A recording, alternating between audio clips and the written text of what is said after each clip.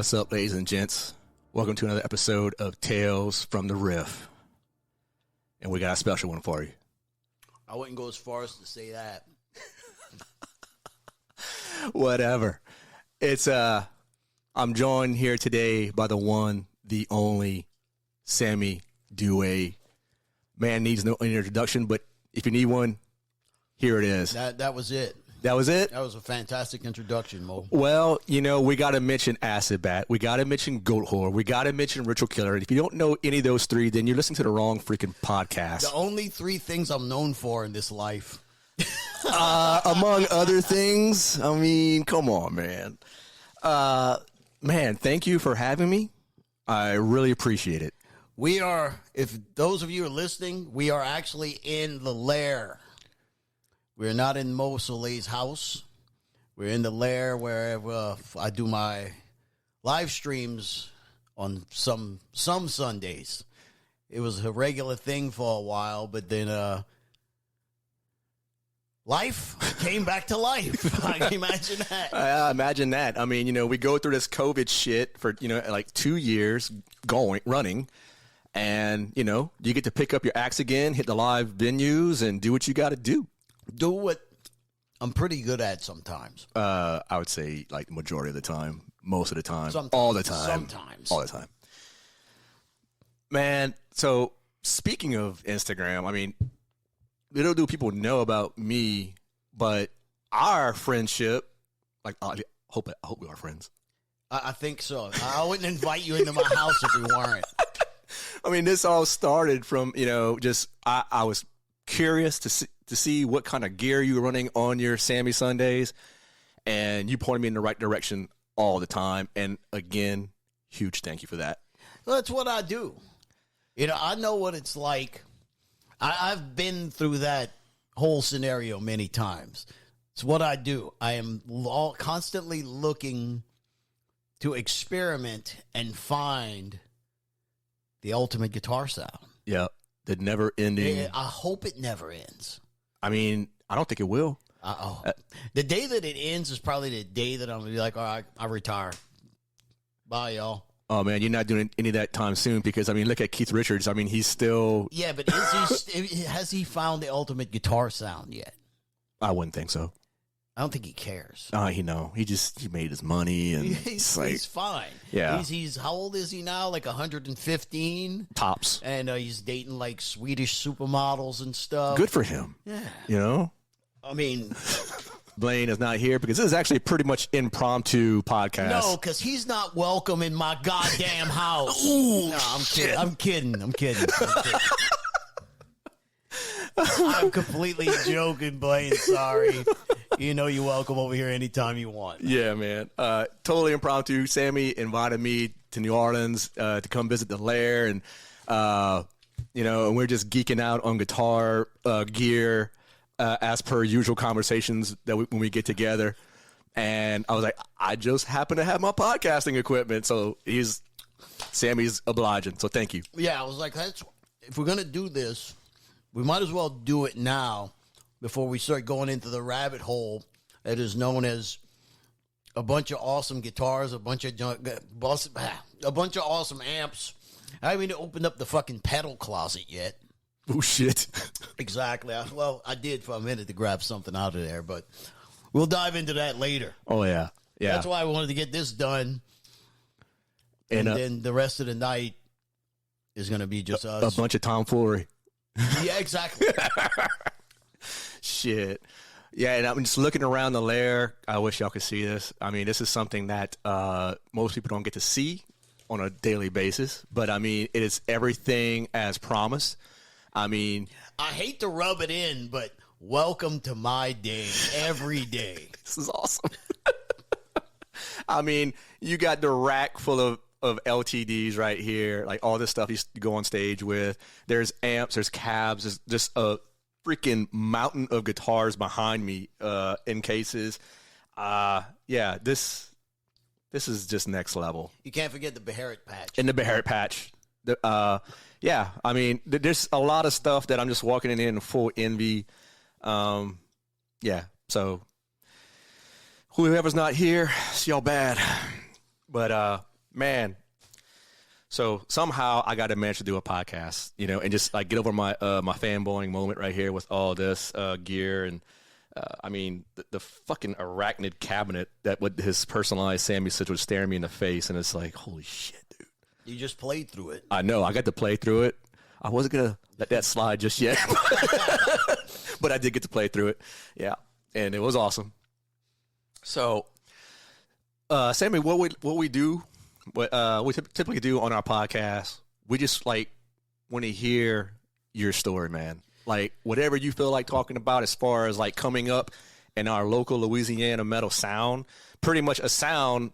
I mean, responsible for in a lot of avenues. I wouldn't go as far as to say that, but we'll just bullshit. It'll come to us. Yeah. So let's go back. Let's go way back. Uh-oh. And I just, you know, as a friend and as a fan, foremost, just want to hear, like, what was, and I pretty much know the answer to this maybe, but what is the one band when you heard, like, when you was a wee boy growing up in Louisiana and you said, that's what I want to fucking do? Oh, man. Judas Priest. Really? Judas Priest, absolutely. Which album?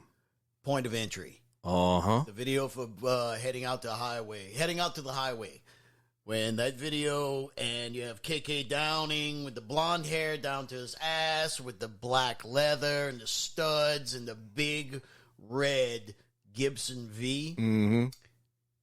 That's when that was the nail in the coffin at that point. That's it. I'm set. I want to play guitar. That's it. That's the dude I want to be. I'm aspiring to be that guy. Hell yeah. But as you can see, my hair is not blonde or straight. I'm not a charming Englishman as KK Downing is. And but I did manage to get a Gibson V at one point. Yeah, among others. Yeah. So Judas Priest. How old were you, if you don't mind me asking, how old were you at that point? Man. It's hard to, maybe 14, around that area. Yeah. It's about that popular age, like every young man goes through that wants to become a musician, pick up the guitar is like 14. Yeah. I was screwing around with guitar before that. But I was never really taking it seriously. I just kind of bang on it. I didn't really know what I was doing. I was playing bass on the guitar. Mm-hmm. So I didn't know how to form chords. I was just like playing one string. Just do. I didn't know how to tune the damn thing. Were you slapping it? No. I knew I had to use a guitar pick. I can tell you a funny story about that as well. It's, that, you know, it was an amazing discovery at the time. It was this guy I was jamming with that played drums. He was actually a pretty decent drummer for his age as well. And we would just go and make all kind of racket, you know. Mm-hmm. And, you know, it was like on a weekend, either he would come over to my house with his drums or I'd go over to his house with my amp and just basically annoy everyone because we had no idea what we were doing. Now, where was this at? This was in Galliano, Louisiana. Galliano? Okay. Yeah. So we thought we were jamming, and we probably were just making a bunch of noise. We were having a grand old time. Basically, my point being is that we were having a good time, and one of the strings broke on my guitar. Oh, shit. So I'm like, oh, shit, okay. I don't have any strings. So let's try a fishing string. I mean, we are in Galliano, Louisiana. I know exactly where you're at.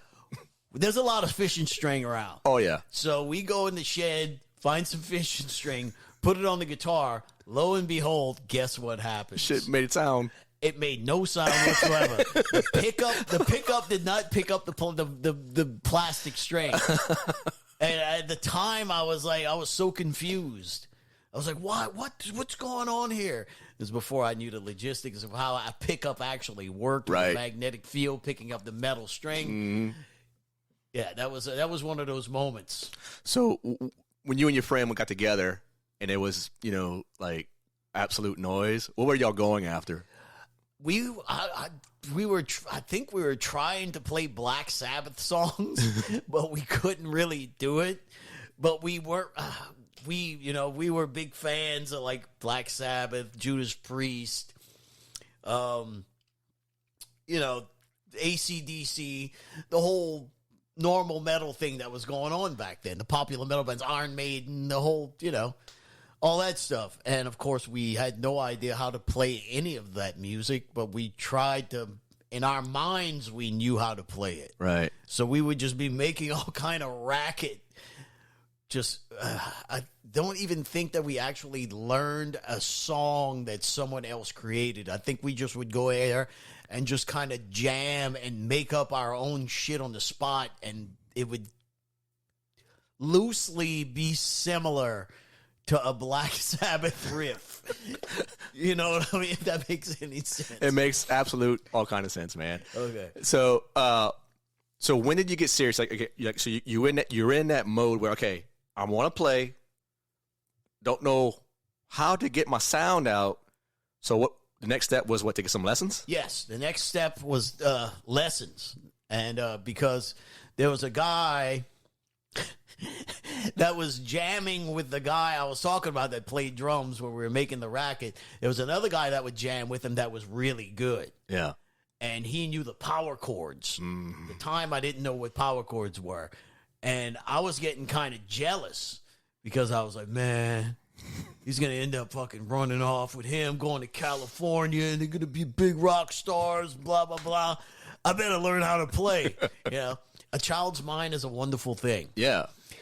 So, of course, they did not go to California and become big rock stars. But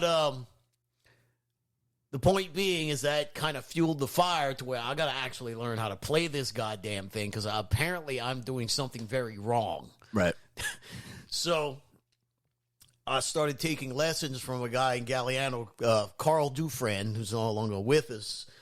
And he was a fantastic guitar player. This is the kind of guy he was. He learned everything on guitar.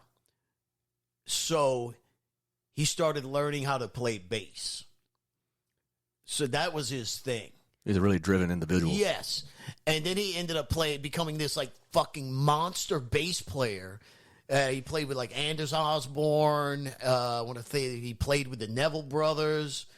He's played with a bunch of like big cats. Right. And I think he went to like MI for a while as well. Damn. Like he was legit. But anyway, that's a guy that taught me how to play guitar. And he was right there from Galliano? Galliano, Louisiana, yes. Dude, that's amazing. He played, man, I'm trying to think. He was in a bunch of cover bands, but his big thing is when he came out here and started playing with like Anders Osborne, Neville Brothers, and Aaron Neville and stuff like that. Yep. But yeah, he was the guy that taught me how to play guitar. And basically, he didn't really give me lessons per se. Basically, a guitar lesson from him was teach me how to play that Dio riff. Right. And he's like, well, first thing you have to do is learn how to play a power chord. And it wasn't like he would sat there and go, well, you got to learn your A major and your G major and all the fundamentals that I should have learned in the first place. The lessons with him weren't like that at all. The lessons with him were just like, all right, teach me how to play a power chord and teach me how to play these songs. And that's all you needed at the time. At the time, yeah, it was great, And, but yeah, he never taught me a scale. Mm-hmm. He, loosely taught me how to tune my guitar. But that was how I learned how to play guitar. It was not really like a formal, proper lesson you're actually should be doing right when you first start learning how to play. I totally skipped over all that shit. And I don't think you're not the only one because I was listening to a podcast with Apollyon from R Noir. Yeah, and he said that he went through a formal training school. He went through all that because that's what they do in Norway. Like they teach you all the theory, all the boring stuff on like piano. And then I think once you get into like the junior high equivalent, you could play whatever instrument you want. And he played guitar. Long story short, he says that, that was all good and fine then, but he really wishes that his school would have just taught him the basic like chord structures, the power chord or whatever, and just teach kids how to play their own riffs and not go through all the theory behind it, because Right. a lot of people lose interest, stuff like that. I mean, essentially that's how Carl taught me how to play. Yeah. Is the kind of what he's talking about, how they wish they would have taught him to play. Mm-hmm. So, and that's where it all stemmed from, basically. I mean, it worked out for you just fine, in my opinion. Yeah, I guess. A lot of folks would agree. A lot of folks that listen to this podcast, for sure. But now later on in life, I'm always pushing to try to make myself a better player. Mm-hmm. And it's now I'm starting to learn all the theory and all, which is actually, like you said, it might be like a benefit. Because like if I would have started learning this when I wasn't interested in it, I might not even fucking continued playing guitar. Right. I might have just been like, fuck this fucking boring shit. I'm going to go and learn how to weld. Yeah. Well, thank God you didn't go down the welding path. I mean, I did for a little while. Oh, you did? Let's not get into that. Okay. We won't get into your the welding. So, how long you took lessons with Carl? Man, I would say maybe about 3 months. Damn. Till I got the power cord down, and I guess something happened where he was moving to California at the time to pursue his musical career. So I think that's why we had stopped doing lessons, because I didn't want to take lessons with anybody else, because he was a cool teacher. Right. He was a real cool teacher. Yeah. Yeah. So once you got the lessons down, about how many years before you started your first band? Man. I can't even remember. There was so many bands that we started down in Galliano that just like it was there, then pop, it was gone like the next week because of somebody freaking out for some reason, or somebody's parents were like, no, you're not doing this, or some shit like that, So, man, there were so many first bands, but bands that actually got out and actually played shows. Oh man, I don't want to talk about that. It's just terrible. It's just terrible stuff. It's not worth talking about. So, it was up until I'd say maybe 5 to 7 years back, I found out about Go Gothin. Yes, and a lot of stuff is kind of hard to find as far as like the music's concerned. But so during those days, what was inspiring you? the Golgotha days. Yeah.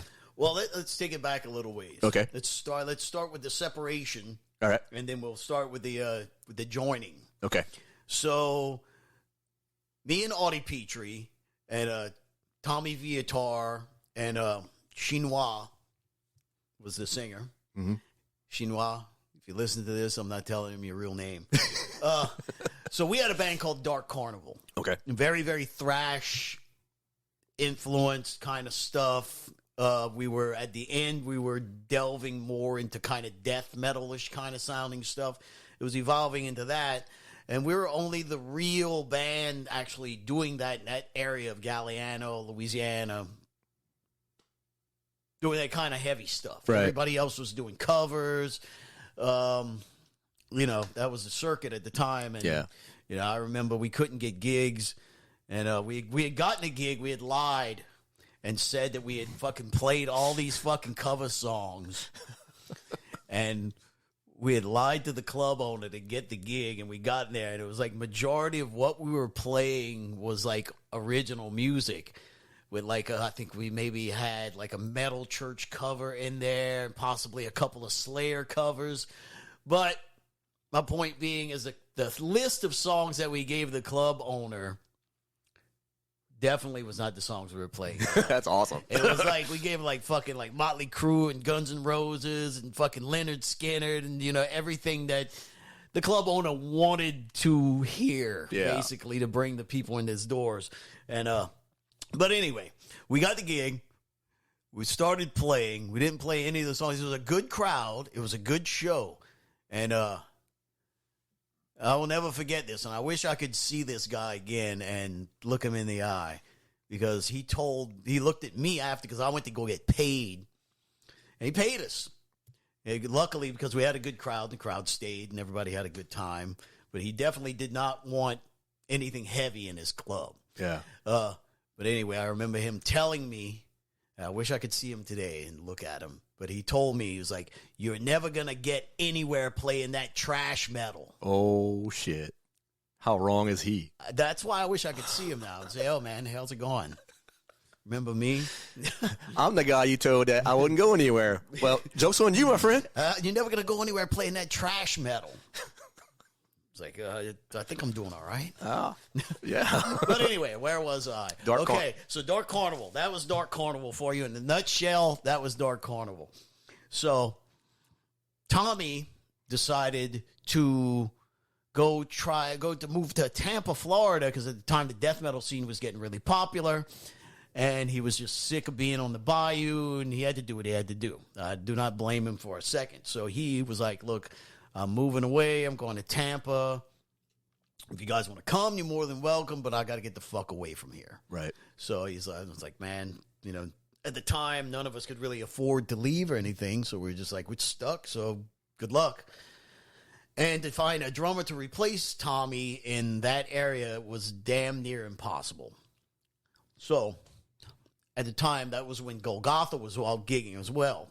We used to do gigs with Golgotha, Dark Carnival, and Golgotha together. And, some kind of way, I ended up talking to Dax. And they weren't exactly fond of the guitar player and bass player that they had at the time in Golgotha. And I was like, well, I happen to know a bass player that's not doing anything as well. Why don't we get together and see what happens? Right. And that, my friend, is where Acid Bath was born. In a barn in Galliana. Literally in a barn, yes. So we kind of combined forces at that point, and we went through a lot of times of playing down the bayou a lot to a lot of people that didn't really understand what we were doing. Yeah. But then it's not until, how can I say this without sounding like an asshole? Let's just say it was really hard to get gigs in the New Orleans scene unless you knew somebody in a band from out here. Right. Which, is understandable. You know what I'm saying? I mean, if some dude comes from the Shreveport that's like, "Hey, I'm in a band. Can you get me a gig with Goatwhore?" I'm like, "Where are you from?" Exactly. "Who are you?" And I don't even know what your band sounds like. Why would I do this? Right. But if you had a demo and it was fucking sick, of course. But anyway, my point being is we had some shitty demos, but for some reason, we couldn't get a gig in New Orleans. So we took upon ourselves to book gigs out here. And luckily for us, the word spread like wildfire. Yeah, absolutely did. In New Orleans. So we started seeing bigger crowds and more people into what we were doing. So that's kind of where we kind of made our name in the Louisiana scene, is when we just kind of was like, well, let's just book some gigs in New Orleans, find the clubs, do it ourselves, ask the clubs what bands from there would be good to play with, that'd be willing to play with us, and blah, blah, blah. So that's kind of where it started, Mm-hmm.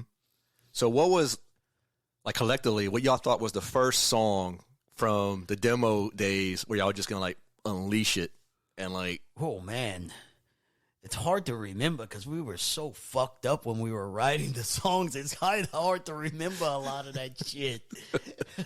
I mean, dude, you have to think that we were fucking, when we were writing, when we get together and jam, it was like a party, man. Yeah. It was like weed and booze and acid and God knows what else.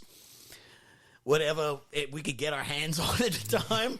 So that was what it was, It wasn't really a whole lot of thought behind what we were doing. We were just jamming, having a good time, just writing stuff. It wasn't like this big premeditated thing. It was, it just kind of happened. Right. You know, the one time that I could definitely remember it gave me this feeling that you can't describe.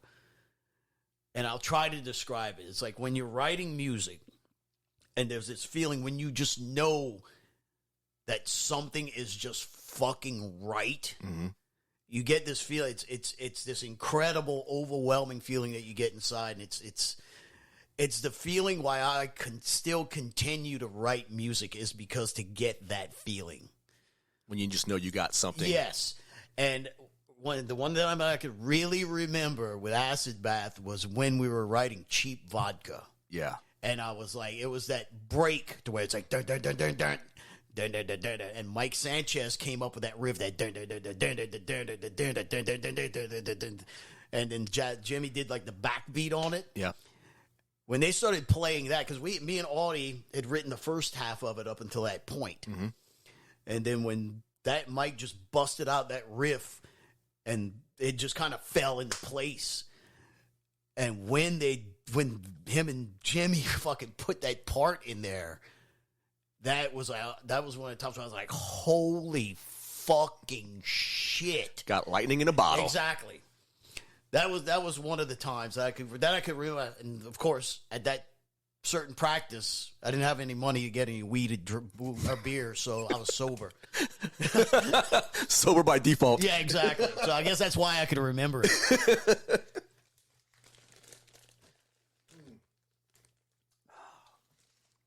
Little break for water. Yeah, man.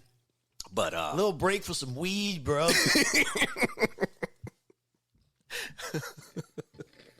So the first gig in New Orleans, once y'all got it. Like the very first one? First one. Yes. So what was the reception like? The reception was actually pretty surprising because we had played with two local bands. Well, actually, we played on the West Bank in Gretna at a place called The Jungle. This place was wild, dude. When I say this place is wild, yeah, it was fucking wild. So like, paint the audience a picture. Man, you roll up, dude. Where do I start? Okay. You roll up in the parking lot, the whole parking lot just smells like marijuana. Okay, so that's because you couldn't smoke weed in the bar, apparently. Yeah. You can smoke it outside. It's probably frowned upon. Yeah. So then you get into the bar, and it's just completely like Sodom and Gomorrah in there. Damn. Like, it's just everybody is like wasted. There's girls and guys coming out of each other's bathrooms together. There was one time where I'm not going to name any names, but I know the people who pulled this off was there was this guy that a lot of people didn't like for a good reason. But anyway, so there was a couple of friends of mine that were in some bands from around here that were known for raising hell. Oh, shit. And they did not like this certain person. So this certain person goes into the bathroom. And the two other people are like, we're going to wait till he comes out the bathroom, and then we're going to beat the shit out of him. So, and one of the other ones, there was two of them. One of them says, all right, so I'm going to wait right when he comes out the door. I'm going to trip him, and when he falls, just start beating the shit out of him. Oh, wow. So, just like fucking clockwork, dude comes out the bathroom. Dude trips over him, falls flat on his fucking face, and they both just jump on him and start beating the living shit out of him. That's a wild venue, bro. Yeah. It's just shit like that constantly happening at the Jungle in Gretna. So it was basically no holds barred, no rules. You roll up in there, you better have life insurance. Yeah, it's getting ready. You walk into fucking WWE SmackDown or some shit. Yeah. Fuck. It was a great place. There's videos of us playing there on YouTube and stuff. Hell yeah. But anyway, the first time we played there, who was the two? It was the two bands that we played with were Destitute Savior and Draglink, which Draglinks formed into Colonel. Destitute Savior kind of dissipated not too long after that. But anyway, excuse me. Some good gummy bears. Some good gummy bears. But luckily for us, those two bands had a pretty good following at the time. Mm-hmm. So we had a pretty good crowd for the first show that we ever did out there in Gretna. And then from there was a place in Fat City in Metairie that was called Zeppelin's. Oh, yeah. And then word got to us to where we were playing the jungle a lot, man. We were playing the jungle like maybe twice a month, every month. And then word got out to say, hey, there's a place in Metairie that wants us all to come play out there and start having the bands. Because there was it was starting to go crazy, like at the jungle in Gretna. Like, it was just getting out of control. Yeah. And so it was like, all right, well, let's take a break from here for a minute. And then move the operation to Metairie at Zeppelin's. And we started playing there. And that's where the wick was lit, so to speak. Because after like the second or third time we played Zeppelin's, that's when the crowds were like, we had to start playing like there like 2 nights, like Friday and Saturday, instead of just playing one night. It just seems to me like every band that came up with y'all, and when I say y'all, Acid Bath, like Zeppelin's was like the rite of passage. Yes, like, that was like the cornerstone. Right. You know what I'm saying? That was almost like the CBGBs of Metairie. You know what I'm saying? Exactly. It was the place to play. Like, I mean, I've seen after all the local bands started really playing there, the guys started bringing in national bands. Like, I saw Merciful Fate there. Death played there with y'all. Death, Obituary, Napalm Death. I've seen so many times. Morbid Angel. I mean, Deicide. All the heavy hitters. Yeah, exactly. Fuck. I mean, I'm sure they weren't stoked about playing there, but we were. Cause, I mean, there was no dressing room. The sound system in there was always fantastic, though. But, you know, it was a smaller joint. It didn't have a dressing room. But it was. I had a lot of good times in that building. Let's put it that way. I was always a fan of Baton Rouge heavy rock station, 100.7. Remember them? Yes. And I would always hear like the advertisements for Zeppelins of who was playing. And I might have been like 13 to 15 before the radio station went off air or changed their fucking their format. And I was like, Mom, you need to bring me to New Orleans. I need to go see this band. And she was like, you are not going to that at 13, 14 years old. Your mama dropping you off at Zeppelin. Exactly. Dude, she would have took one look at the parking lot and the characters they used to have that hang out there. And she's like, no. Nope. No. But she did allow me to see y'all when y'all played Bro Bridge at Main Street. Well, that was more of a safer environment. Mm-hmm. What about the times we used to play the Gonzales Civic Center? I heard about that show, and I never got to see it. We played there a few times. I think we did them like 3 times before the shit hit the fan. Yeah. So, yeah, those were good ones. And I went to the one at Metropolis in Lafayette. Metropolis was a good time as well. Were you at the one where the air conditioner broke and it was 120 degrees in there? That's the one. Oh, it was hot as fuck. Where I did to take me off stage. Mm-hmm. Yep, that was a fun night, dude. Man. Like, I remember just being like, "They're playing Lafayette. I've got to fucking go to this shit." That was a great night, dude. I felt like my head was gonna explode. It was so fucking hot. I remember they took me off. I just collapsed on stage, and they drag me off stage. They put me on the sidewalk, and I just take my shirt off, and I take my shoes off, and I take my socks off, and I'm just like wringing my socks out just from the sweat. And I'm just sitting there, and they're like, "You okay?" And I'm like, "Water now, fucking water now." Yeah, that was a fun evening, man. Hell yeah, dude. So. Going back to your first live shows with Acid Bath, and what would y'all normally open up with? It depended. Normally, for a long time, the staple was the blue. Mm-hmm. Because we'd start the feedback, and Dax would recite his poetry, and then it would from there, just kind of slowly crawl into complete darkness. Yeah, because I remember taking me back to when I was like 16, and I mean, like we would hear that feedback and all that, like all that shit. I mean, the crowd was, you could feel the entire room build this anticipation, and we knew what was next. And then you just hear, down, down, down. I was like, fucking right. Like, I've never seen Black Sabbath live. And it's like, to me, it's like Acid Bat was my generation's Black Sabbath. At least that's my opinion. I don't care what anyone else fucking thinks.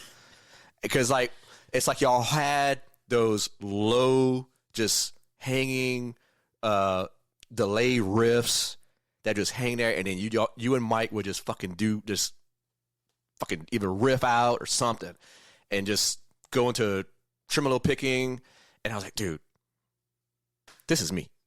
This is all me right here. So thank you.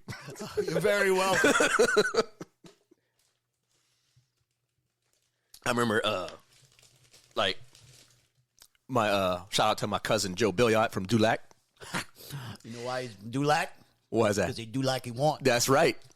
And Lil Joe, he lived up the street from my grandma's house, so me and my older cousin Archie would go down there, and we would just, listen to music, whatever tapes and CDs he had at the time. And it was one of the first instances where I actually saw a CD.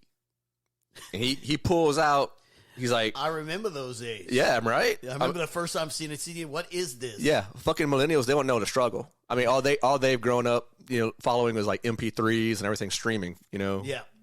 Back in the day, you had to go and look for fucking tapes. Yep. Me and Lonnie, we talked about this with Lonnie.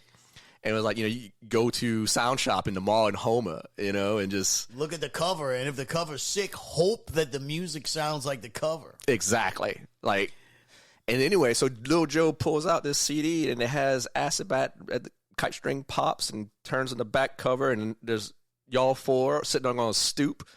And I remember the first thing that caught my eye was that tattoo on your leg right there. And I was like, because you're wearing shorts, and I was like, dude, that's a sick fucking tattoo. I was like, I didn't even need to hear y'all play. I just knew y'all was fucking badass. The tattoo of the zombie coming out of the devil's mouth. Right. Yes. And I was like, dude. And then Lil Joe puts it on, and like, man, first, 15 seconds of the echo and all that stuff and the feedback. And I was like, dude, blue starts. I was like, holy shit. I was like, Little Mo was just like, what the fuck? You got the sound things on there. That's fantastic. Yeah, I do. It's great. Had to play one for Blaine. He loves it. That's fantastic. I like it too. You should use that even more. You know who'd get a kick out of this? Who's that? Josh. Oh, yeah. Josh, I'm talking about you. That's right. Josh 5180 Instagram fame. All right, enough about Josh. What were we talking about? We can move on. We can move on to something else. Yeah. We could talk about. Let's see, man. So y'all gain a lot of traction playing Zeppelins, and this, we talked about how y'all played surrounding areas and played with the opening shows for Death. Yep. So what band were you most excited for? Like, once y'all hit the circuit of like touring live, and like y'all gaining a whole lot of momentum, what was the one band that you were like, dude, can't wait to open for these guys? We never got to do it, but it would be Obituary. Oh, yeah? Yeah. Acid Bath never got to open up for Obituary, but that was one band that I was always like, dude, we got to open up for Obituary. Mm-hmm. One that was really exciting is that we did 2 weeks. Oh, man, when was this? It was like 90-something. It was October of 90-something. And it was called the Halloween Horror Haunt Tour. And it was Cannibal Corpse on the Bleeding. Mm-hmm. They were headlining. It was Grave, Samael, and we got on the last 2 weeks of it. What a fucking lineup that was. Oh, yeah, that was fantastic because I love all three of those bands. Yes. And I was like, dude, this is awesome. But what's so crazy about that was that the crowd reaction was not what we expected. Because you have to think, that was at a time when death metal And when I'm say death metal, I mean death metal was at its peak. Right. Like Cannibal Corpse was in movies. Morbid Angel got signed to a major label. They had, they were on MTV all the time. So when Acid Bath opening up for a hardcore death metal tour package like that, people weren't expecting that. Let's just put it that way. Mm-hmm. A lot of people were confused. Let's just put it that way. Let's just put it that way. It's like at that time, we were not heavy enough for the death metal crowd, but we were too heavy for the safe metal crowd. Yeah. You know what I mean? Yeah. So we're at that period in time, and at that point in time, dude, the doom metal scene was like, and the sludge scene was like very, very, very small. Yeah. I mean, it was like the sludge scene and doom scene was like the underground at that point. Yeah. You know what I'm saying? Remember, go ahead. You had like, man. Yeah, the sludge and doom scene was not what it is today at all. Not even close. Yeah. I remember seeing that interview that you did with Vice, with the Nola Sound stuff. Yeah. And I remember it was Kurt Winstein who said, we wanted to rebel. Like everyone was, if you were playing fast, you were boring. Yeah. And Kirk was like, dude, we're just going to go and do our thing, fucking play slower. Exactly. And slower is heavier. And dude, I mean, he's right. He's not wrong. He's not wrong at all, but that's exactly where the New Orleans sludge sound kind of came from, trying to, be the opposite of what thrash metal was at the time, which is humongous, what I'm saying? Instead of trying to be as fast as possible, we're going to try to be as slow as possible. Plus, a big, healthy scoop of the Melvins doesn't hurt. Yeah. I mean, you can't go wrong with that combination. Yeah. I mean, just not. I mean, that's what, I'll say this again. I think I said it in that interview as well. I mean, that's what kind of ruined and created the New Orleans sludge scene is when the Melvins played in New Orleans for the first time. And I think it was on the Ozma tour. It was their second record, and they played out here, and they played with like some hardcore bands or something like that. And they went up there, and they were the Melvins. Right. They were, if you know what the Melvins sound like, that's what they were doing, especially the old stuff. Yeah, you need no explanation. So they went up there and did their set, and everybody was just like, holy shit, what the fuck just fucking happened? Instead of all this fucking fast, hardcore thrash kind of stuff, they were absolutely the opposite. I want to say on that tour in particular, they were purposely trying to play even slower live than they did on the record. So that's kind of what created that whole sludge scene here, was when the Melvins played here, and it just so happened that everybody from the bands around here were at that show, and then everybody was just like, what the fuck? Who is this? What just happened? What the fuck? And now you have the New Orleans sludge scene, which is a very definitive. I mean, it's very defined. Like anyone who follows metal or extreme metal, you could turn on a fucking Crowbar record and know exactly who it is, like from the opening bars, Yeah, and that's amazing. Like, I mean, Kirk just has such a signature. The thing about Crowbar that you can't mistake and no one can ever copy is that the way from being that I was in Crowbar for a long time, Kirk has a very distinct way of how he plays. Right. You know what I'm saying? It took me a while to learn how to play like he does, to like match his guitar sound when we would play live. So Kirk, number one, the way he plays is very, very distinct. He has a very distinct style. Number two, his voice is just, there is no one on this planet that sounds like him, and there will never be anyone on the planet that sounds like him. Even though I've heard many people try to sound like him, they probably fail. You can't. In the wise words of Mr. Winstein himself, I have failed. So Okay, so I forgot to ask this. We were talking about New Orleans and everything. Let's do it. Go for it. We're just jumping around all over the place. Fuck dude. it. This my podcast It's format. anarchy. It's totally anarchy. We do what the fuck we want on Tales from the Riff. Anarchy. I don't know what it means, but I like it. I love it. So, what was since y'all were like relatively newcomers to New Orleans? Mm-hmm. What were the bands or the folks, if you don't mind mentioning names, who like just welcomed y'all in? Said, "Look, man, we book a show, play with us." Exhorder were one of the first bands to really welcome us and be like, "Look, we got these shows. If you guys want to play with us, hell yeah." They were one of the first ones. Crowbar was another one that hooked it up. We didn't play with I Hate God that much, which is very strange, I find. But they were off doing their own thing. I think they were touring a lot at that period of time. Soylent Green was another band that we used to play a lot with. Shout out Ben Falgu, wherever he may be. If God rest his soul. I'm kidding. That's an exclusive. I'm kidding. Ben's fine. He's feeding his chickens. Soylent Green was another band that we used to play with a lot. That was like, hey, swap off gigs, here and there. So yeah, basically, Exhorder were the first band to really take us in, and really, we did a bunch of shows in Baton Rouge with them.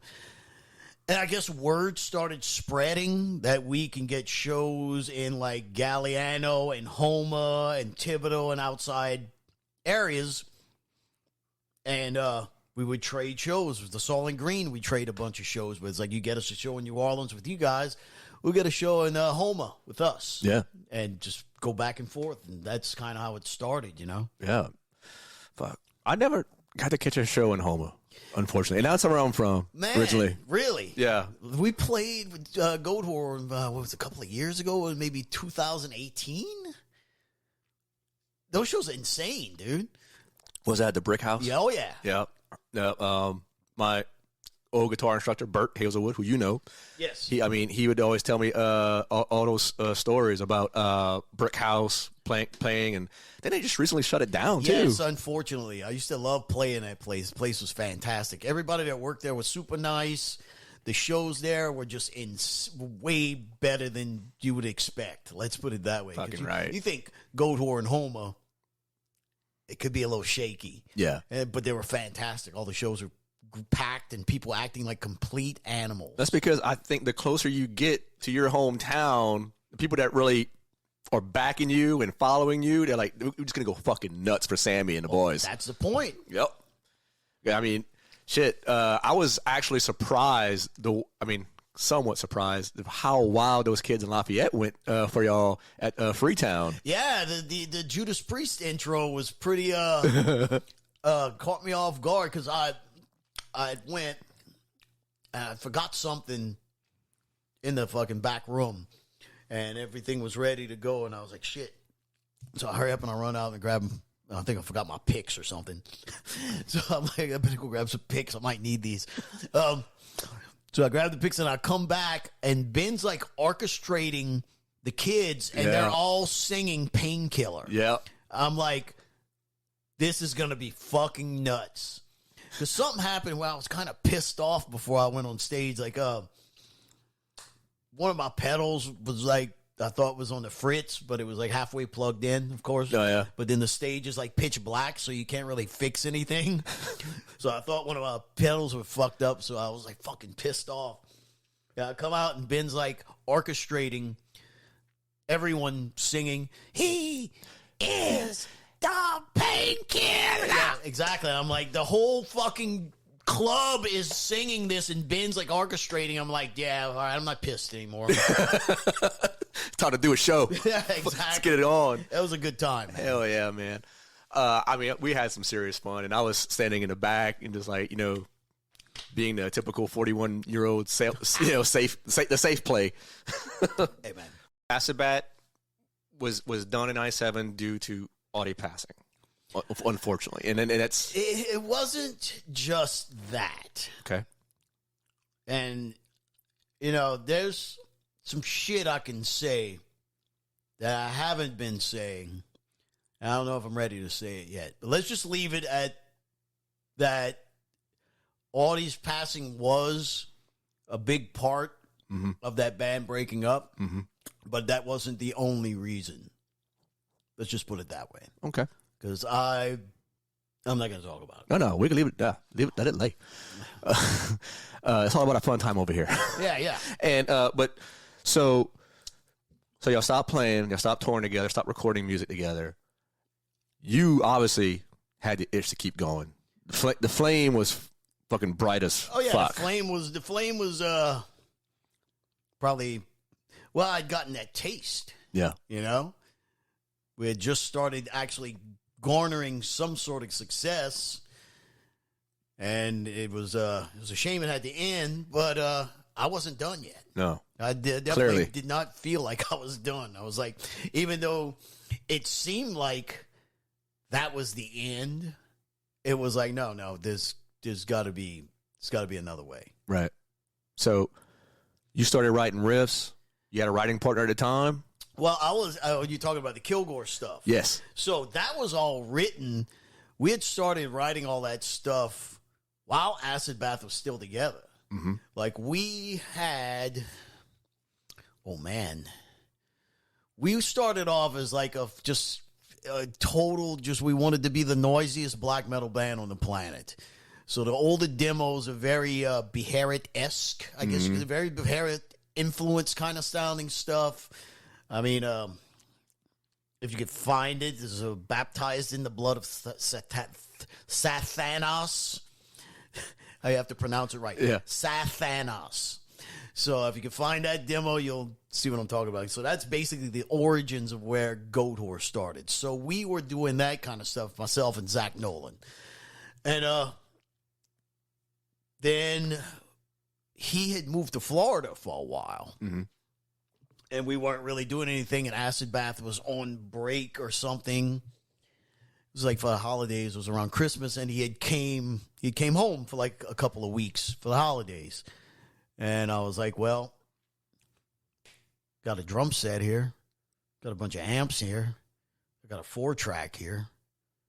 Just come over with like a 6-pack of beer and let's fucking jam and see what happens. I haven't jammed with you in a while. Shit, yeah. Because with me and him, we would just jam and just come up with shit like on the spot. It was like some kind of way me and Zach Nolan had this mental connection that we, even though we had no idea what we were playing, we were playing it together. And y'all were in sync. Yes, which is just very strange when you get to jam with somebody like that. Yeah. So anyway, he had come home. Acid Bath was on break. He came home for like Christmas holidays. And I had a full jam room where Acid Bath was jamming in my backyard of where I was living. And I was like, just come hang out, man. Spend the night. Bring some beer, and we'll go jam. And I believe that night we wrote Invert the Virgin, Graveyards of Dead Angels, and, Desolate Path to Apocalyptic Ruin. Shit, yes. We wrote those 3 songs in that night. Wow. Loosely. Okay? But the skeleton was there. The skeleton was there. Then we kind of over time refined it. You know what I'm saying? But those were the 3 things of that night from jamming with him for like maybe we jammed for like maybe 5 or 6 hours. Just, not straight in a row, but we jam. We take a break, go hang out, go back and jam, and just have a good time. You know. And those 3 songs are what came of that. And then it was like, we're like, this is way different than the other shit that we were doing on the earlier demos when we first started. It's like, this is way more like cohesive instead of just being like just chaos, ugly, nasty, noisy shit, you know? Right. So we did that. I think we wrote a couple of more songs before he had left because he was there for a while. I can't remember the 2 songs that we had. We had 5 songs before he left to go back to Florida. Mm-hmm. Let's put it that way. So we just kind of sat on it, and I was like, okay, well, that's cool that we got the jam and we got it recorded and all that stuff. Don't know what's going to happen with it, but we have it. And then Acid Bath, of course, falls apart for whatever reasons. And Zach Nolan's like, well, I'm moving back to Louisiana in like a couple of months. If you want to kind of take this a little bit more seriously. It was like, well, let me know when you come back and we'll get these songs together and we'll start trying to get people incorporated to where we'll actually have a full band, you know? Yeah. So we started out, we had gotten Pat Bruders to play bass. Well, no, it started out where it was Ben Stout had came and played second guitar with us. And then Ben Stout was like, well, I know this guy, Pat Bruders, that plays bass. He's pretty good, so we should give him a shot. So then we got Pat in. Then Jared Benoit, who sings for Witch Burial, came and started singing for us. And something happened where he couldn't put in the time that we were putting in because of family or kids or whatever, you know? Right. It's understandable. Yeah. So I was like, fuck it, I'll start singing for this shit. So we were doing gigs, and I was singing. We were 4-piece. And we had some gigs booked. Some pretty good gigs. I think it was like one of them was actually with Obituary, as we were talking about nice. earlier. At Zeppelin's. It was Obituary at Zeppelin's. So anyway, and in old Baton Rouge, decided to go out and have a good time with a friend who shall remain nameless that likes to start fucking fights. Oh, shit. Kind of got me involved in a very big brawl. Oh. Basically, it was me and him against like 7 dudes. Damn. So he started the whole goddamn thing.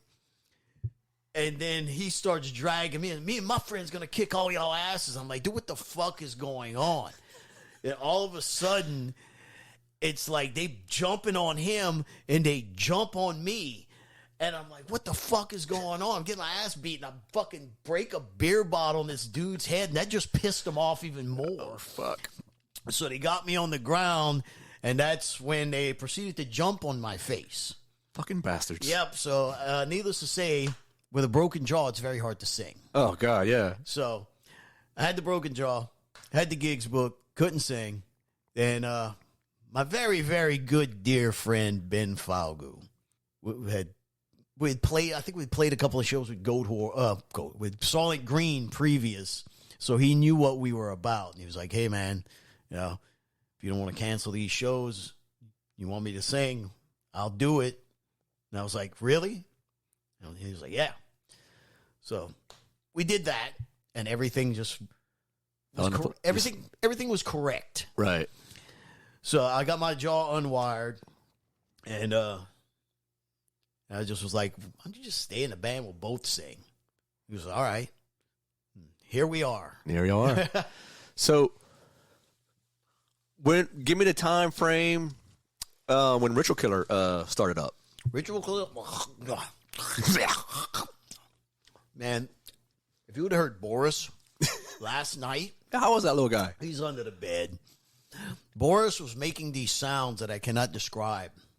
It was like he was purring so loud, but then he was like, I was eating, what was I eating? I was eating some Mediterranean food, and I was just giving him little pieces. And when he would go to eat the Mediterranean food, while he was purring already like loud as hell, it was like, so I was just making a Boris sound. You should have sampled that. Yes. But anyway, Ritual Killer. Okay. So, Zach Nolan had quit Goatwhore. When was that? I forget. But anyway, Zach Nolan had quit Goatwhore not long after Funeral Dirge for the Rotting Sun had come out. So, we replaced him, of course, and all that stuff. But he contacted me because we were still friends. It was nothing. You know, he had his reasons why he quit. He contacted me and he was like, hey, I want to do this band, but kind of like, how did he describe it? I'm trying to think of how to describe it. Some of the bands that he was mentioning were like Blasphemy, Archgoat, Beherit, Dark Throne. He's like just stuff like that. Yeah. He didn't describe it as like war metal or bestial black metal or whatever the cute titles they have for that nowadays. Yeah. I forgot how he described it. But anyway, he was like, I want to do a band like that. And he's like, here's some drum beats. So he sends me a cassette of like drum beats. Yeah. And the way he wanted to do it was like so primitive that he wouldn't hit a cymbal for like the longest time. So you had no idea what the hell. Like, it was just like, you know what I'm saying? To where it's like, fuck.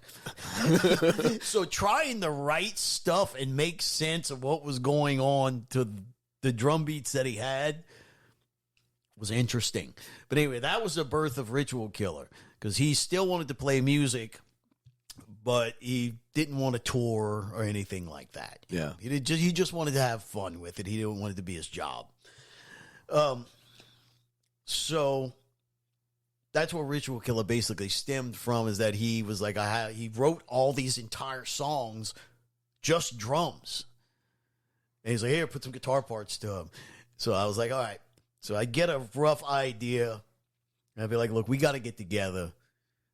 I have some ideas and we'll flesh the songs out. But as far as me just putting a guitar parts to what you have right here, it's going to be damn near impossible. So me and you need to kind of link up and be on the same page. Yeah. Rather than it's like just taking a drum beat and playing it for 2 minutes straight with no sort of accents or anything. Then all of a sudden do a fill and go into a completely different beat. It's like, it's very, very difficult to write like that. Especially when the person's in another state, right? Well, no, he was. Oh, he moved back? He moved back. He was in Thibodeau, and I was Okay. in New Orleans at the time. But anyway, he moved to Thibodeau. He moved from Thibodeau to New Orleans, and shortly after that, so we got a jam room, and we started fleshing out the songs.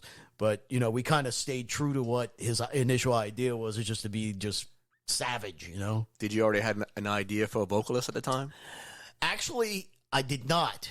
And he was the guy that actually introduced me to Jordan Barlow, because I didn't know Jordan. Okay. And then Jordan was in another band at the time called Cancer Patient, and they're like how would we describe Cancer Patient? Very punk, Yeah. but very like punk metal.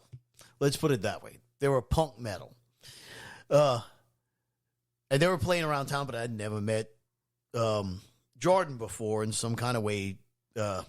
Zach knew him. So Zach was like, well, why don't we get Jordan to sing for it? And I was like, that's cool. And that was the first time I met Jordan. That's when we started jamming. And then we were doing that. Then we recorded the first CD, Upon the Threshold of Hell.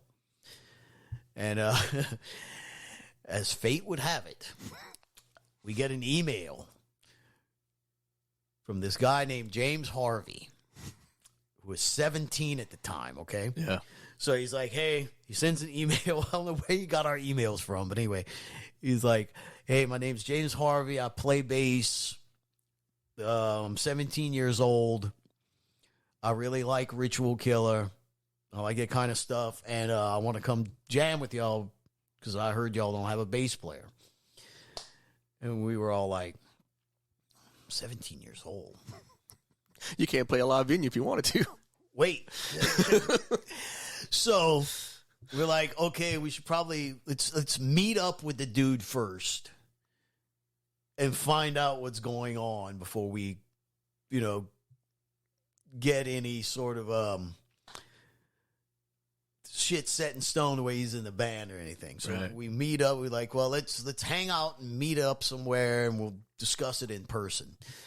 So he's like, all right, are y'all going to Behemoth and Suffocation? We're playing at, oh goodness gracious, the old Howling Wolf. Mm-hmm. The Howling Wolf was downtown, not in the area, not in the place that it's at now. It was in a smaller location.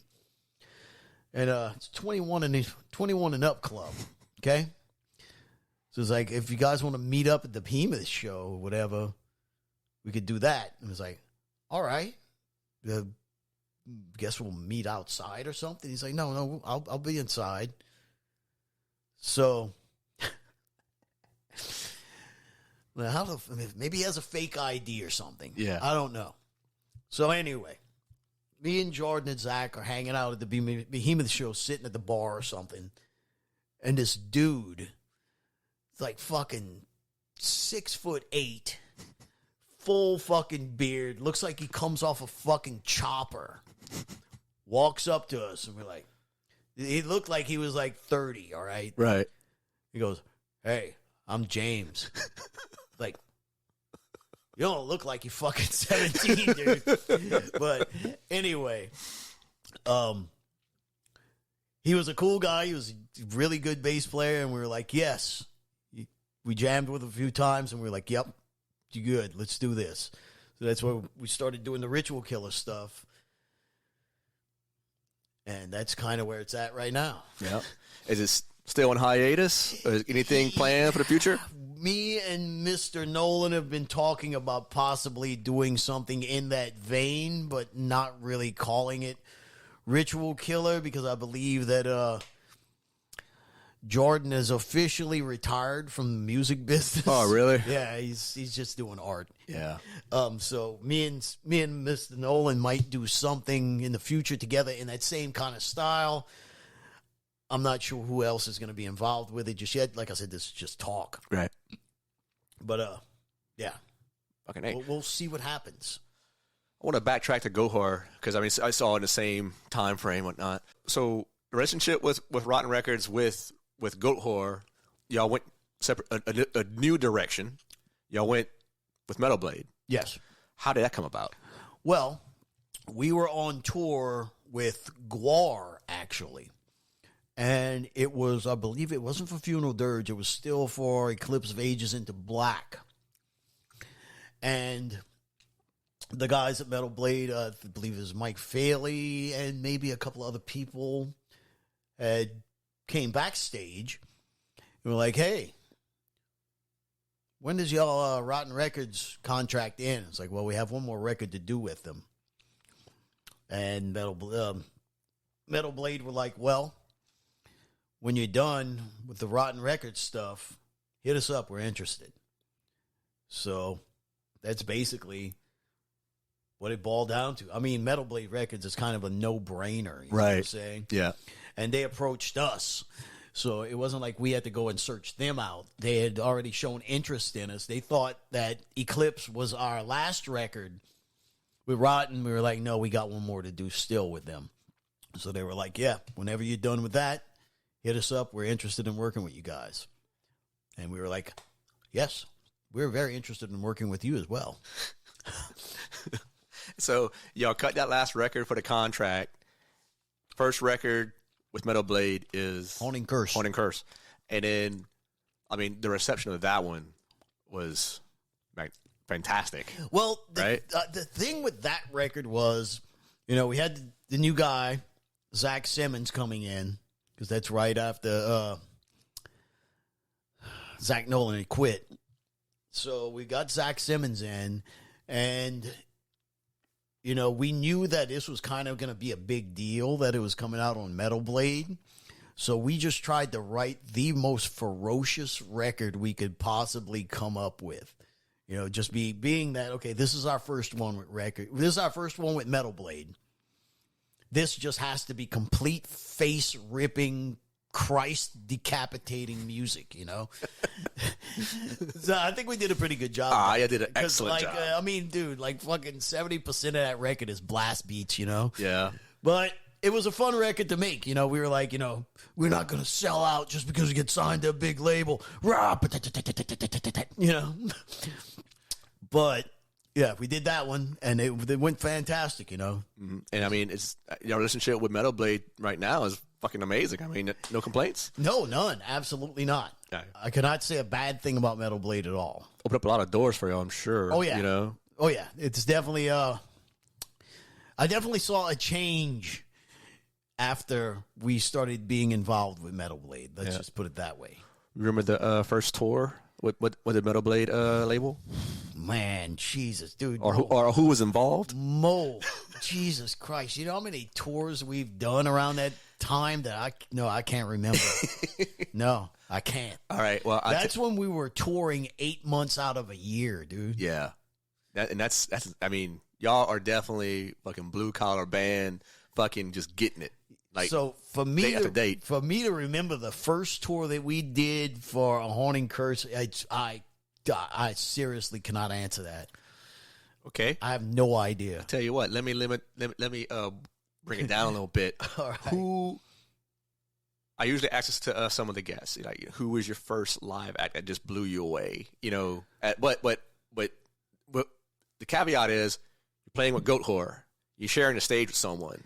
You know. Yeah. So what are 5 bands? Give me 5 bands where you shared the stage with them and you were like, "Fuck, look at these guys go." Well, of course, Celtic Frost is number 1. Absolutely. That's Rightfully number 1 so. on the list. Number 2, at a very strong number 2, would be Mr. Darsky and the Fellows from Behemoth. That band is something else live. Yep. That was one that I was like, I knew you were good, but god damn it. This was for when we toured with them. I think it was on the Satanist. Mm-hmm. Satanist album. Fucking really and good album. They were on fucking fire. Like, I'd seen them a bunch of times before, but it was just like, this was just, they took it up 10 notches. Shit, yes. It was insane. Number 3, definitely Watain. Watain was definitely, I wasn't expecting that. Let's put it that way. Oh, man. I'm trying to think from there on, man. Shit. Man, I can't. Those are the first 3 that come to mind. As far as any other ones that really, man, what was a really good one that I saw that I did not expect that we played with? Black Anvil. Black Anvil was one that we played with, band that we played with that I'd never really heard before. And I saw and was like, holy shit, this band is great. Who else? Goodness gracious. Angelus Apatrizia. We did a European tour with Havoc, and they were on the tour, and they were surprisingly tight live. Really good band. If you like, it's very thrashy, but it's done the right way. Shit, yeah. Well, shit. It's Sunday. We're in the lair. Let's go one more. One more. 6. 6. Jesus, you're killing me. Sam Hain. Damn. Played with Sam Hain. Hell yeah. Is that who you trying to hint around to? I was. You want to talk about Sam Hain? Let's talk about Sam Hain. You want to talk about Sam Hain? Just tell me my buddy Glenn. Bro? Yes. I want to know your first impressions whenever you met the man himself. When I did well, I met him before we did the Sam Hain dates. Mm-hmm. This is a funny story. This is why I don't drink anymore. So we were playing with Venom. Well, Kronos is Venom in Los Angeles. Is that the Venom Incorporated? No, this is the Venom. It was Okay. It was Kronos, Micus, and Kronos' brother Tony was playing drums. So it was that, and I think they just did the Metal Black record. So we're playing in Los Angeles. Okay? And we did our show. Venom was playing. Needless to say, after our show, I'd had a couple of drinks. Just a few. Just to get the edge off. Yeah. More like fucking rub that knife all over the fucking stone the wrong way because the edge was non-existent at that point. So, anyway, Kronos and the gang were rocking the house, the Los Angeles House of Blues. And I go up, and I'm just drunk, wandering around, and I'm on the balcony. And who do I see? It's Mr. Glenn Danzig. And I'm like, holy shit, I fucking love Glenn Danzig. I've never met him before. So I see him, he's just sitting there watching Venom. And I go up to him and I say, man, I just want to shake your hand. And luckily somebody had a camera. I was like, man, could you please take a picture with me real quick? And he was like, yeah, man, no problem. And so he takes a picture, and I'm just kind of just standing there staring at him, and his security guard like grabs me by the shoulders, like, all right, that's enough. And I look at the security guard, I'm like, I ain't gonna hurt this man. Get your fucking hand off of me. And next thing I know, I'm being thrown into an elevator and then thrown out of the elevator out of the front of the House of Blues. Oh, fuck. Yeah. Like, it happened like that. Damn. Yeah. I'm sure there's a little bit more to the story than that, but I can't remember it. But anyway, that was my first time meeting Mr. Glenn Danzig. And I don't regret it. It wasn't his fault. Or maybe he just kind of did a little point like, Yeah. get rid of the drunk dude real quick. Yeah, I just sassed back at the fucking bouncers, and apparently, you know, I wasn't as skilled or as big as they are, and alcohol dulled my Your senses? my fighting skills. My reaction wasn't as fast as it normally is. Right. That's it. That's the ticket. But anyway, so yeah, that happened. Ripped my fucking revenge shirt and everything. I was pissed. Oh. But anyway, and I could name who these security guards are, but I'm not going to say anything. They still work there? No, one of them is sort of a celebrity nowadays. Oh, wow. He's not he's actually, I'm going to shut up right now. I'll tell you after we're done recording. Yeah, absolutely. But anyway, so that happened, and I didn't have a bad taste in my mouth about it. I was drunk, probably asking for it anyway. So we did the Sam Hain shows, and I was like, you couldn't even fathom how excited I was about that. When they said, hey, y'all doing 5 shows with Sam Hain, I was like, you're lying. So the first show was in Los Angeles, and the second show was in San Francisco. So the first show, we didn't see Glenn. We saw Glenn on stage. Glenn walked the hell off. That was it. Mm-hmm. So there was no interaction between us and Glenn. But the second show in San Francisco, it was like this basement dressing room area, to where it was like a hallway, and it was almost like a motel room hallway, to where it was like there was a hallway and there was a door to this dressing room, there's a door to that dressing room, across the hallway, down the hall and whatever. So 2 doors down from us was Glenn's room.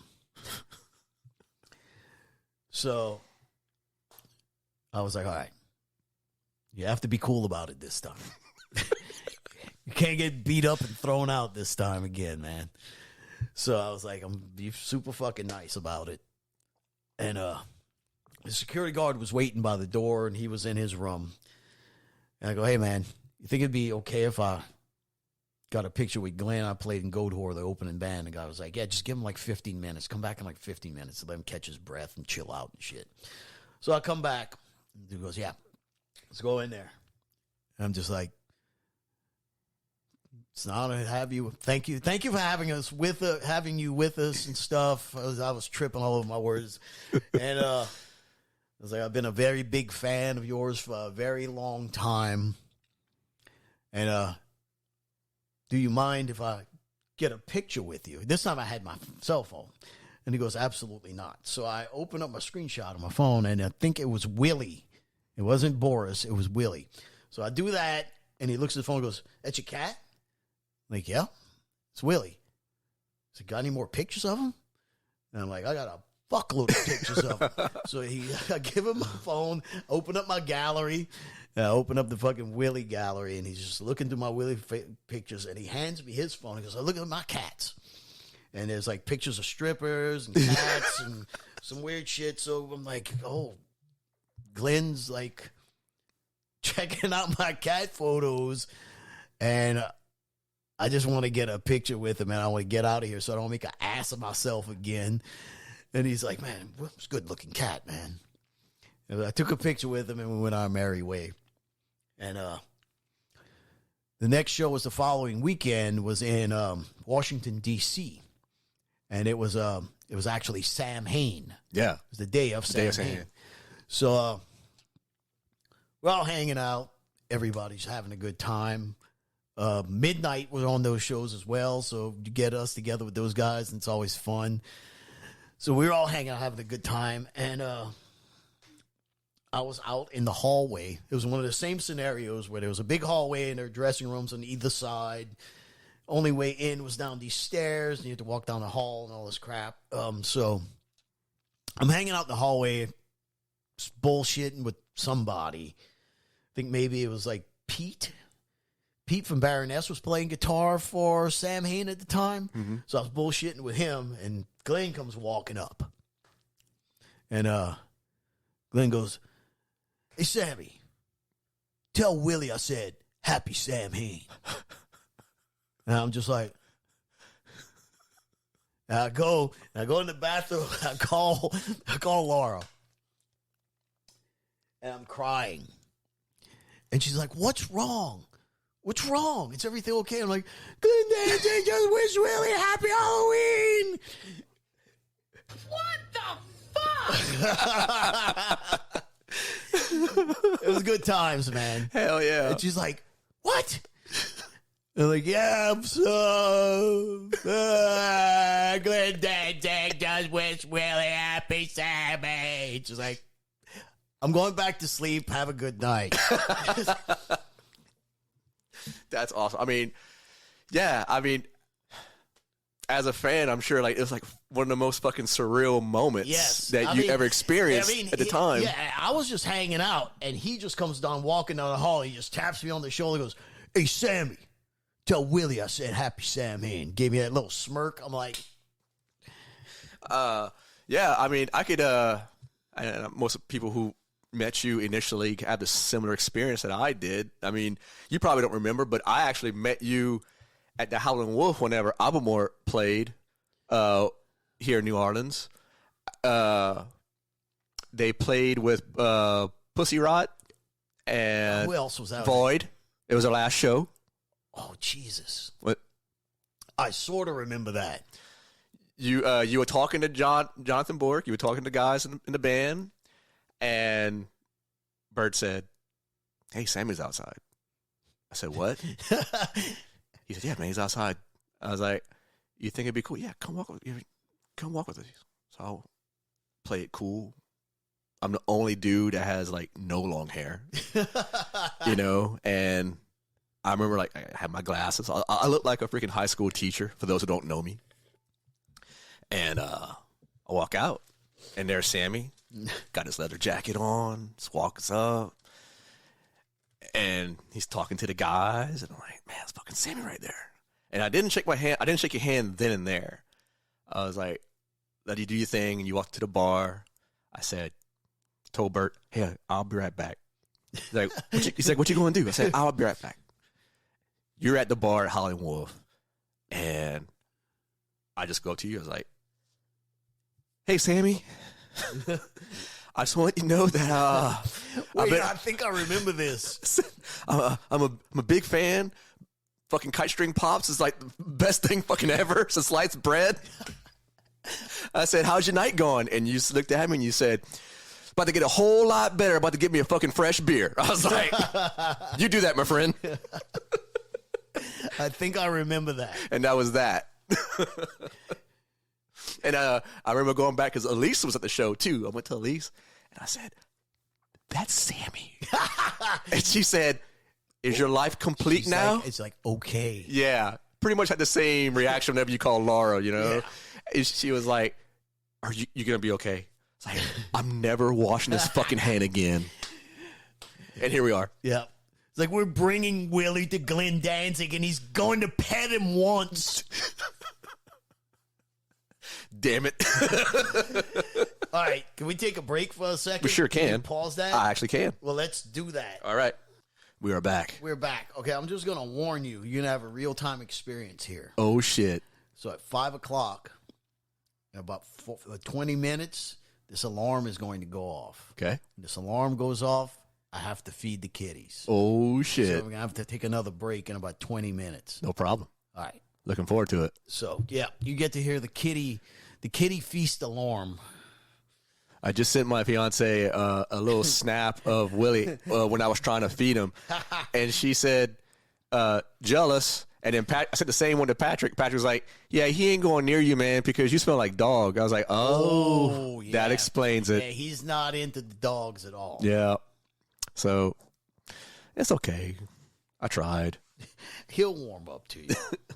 So we're talking about most flamboyant moment whenever I met you at the Howlin' Wolf. Yes. So, where do I want to go from here? Where do you go from here?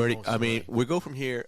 We talk about you being a fan of gear. Yeah. What is where?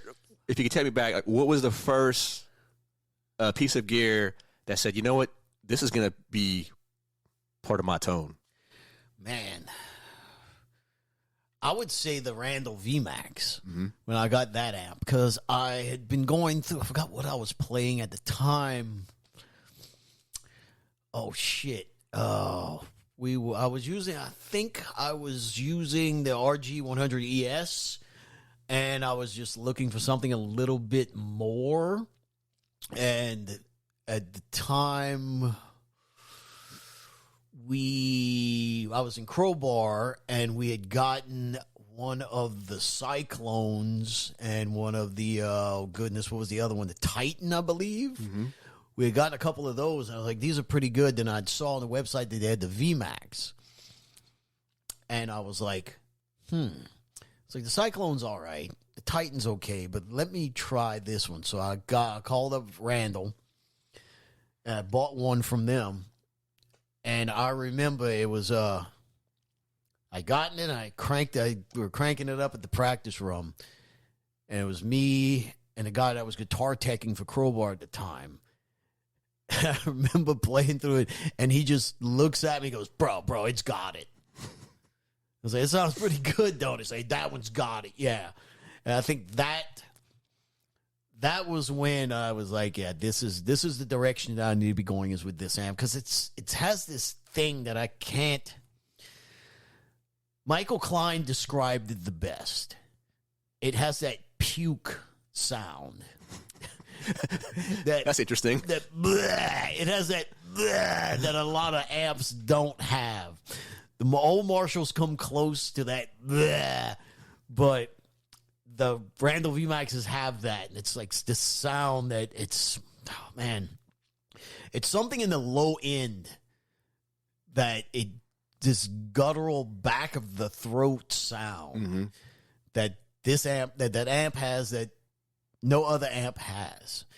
And granted, it's not the best sounding amp in the world, but it does that thing that I'm trying to get another amp to sound like. So it's never going to end. Yeah. But that was a piece of gear to where I was like, this is definitely going to be staying for a while, would be the VMAX. And then you had combined that with a Metal Zone. I combined that with a Metal Zone for a while. Yeah. Yes, I was using that for a while. And we were on tour with High on Fire and Watch Them Die. And the Watch Them Die guys had a Digitech endorsement. And the Digitech headquarters were in Salt Lake City. So we played there, and it was like, yeah, come with us. We're going to go over there to give you a bunch of shit, man, to just come with us. It'll be cool to check out. So I went with them, and they just gave me a box of shit. They were just like, the guys at Digitech were like, here, check this out. And it was just like a box of just pedals and shit. So I was like, all right. So I never really got a chance to really check out what was in the box until we had, after the tour was done, we were doing some headlining runs on the way to make our way home. And I think maybe the first or second one of those headlining shows was in Memphis, Tennessee. And we had got the sound check because we were headlining, so we had a bunch of time to kill with the rig set up and everything. So I'm like, let me go grab the fucking box of pedals and see what the fuck's in here. So I remember it was me and Zach Simmons opened up the box, and the first pedal that's in the box is a fucking pedal called a Bad Monkey. Tube Overdrive. Mm-hmm. And even Zach Simmons looks at it, laughs, and goes, "Bad monkey." Yeah, this has to sound like shit. Let's plug it in. So I plugged that in the place of the metal zone, and we both looked at each other and went, "Holy fucking shit." And that was just like, okay, this is another piece to the puzzle that's staying in there. And it was a bunch of other pedals that we had in the box, and we were swapping them out and trying them. But the Bad Monkey was just like, it had that sound that for some reason, with the combination of the VMAX and that, it just worked. So I was like, all right, that's definitely staying in there. And even though, I've tried, I went through all the Maxons, I went through all the Ibanez, Tube Screamer variants and all that crap, I would always come back to that Bad Monkey. No matter what. Even in the studio, Eric Rutan will attest to this. That we were getting guitar tones. I forget what album it was. Oh, man. I think it was Constricting Rage of the Merciless. We had 3 days to get a guitar sound. So we're just going to go through everything and we're going to use what works the best. So we tried the VMAX. That is a given. That's going to work fantastic. But let's try this Marshall. Let's try this Mesa. Let's try this Peavey. Let's try this. Let's try that. Always went right back to the fucking Randall.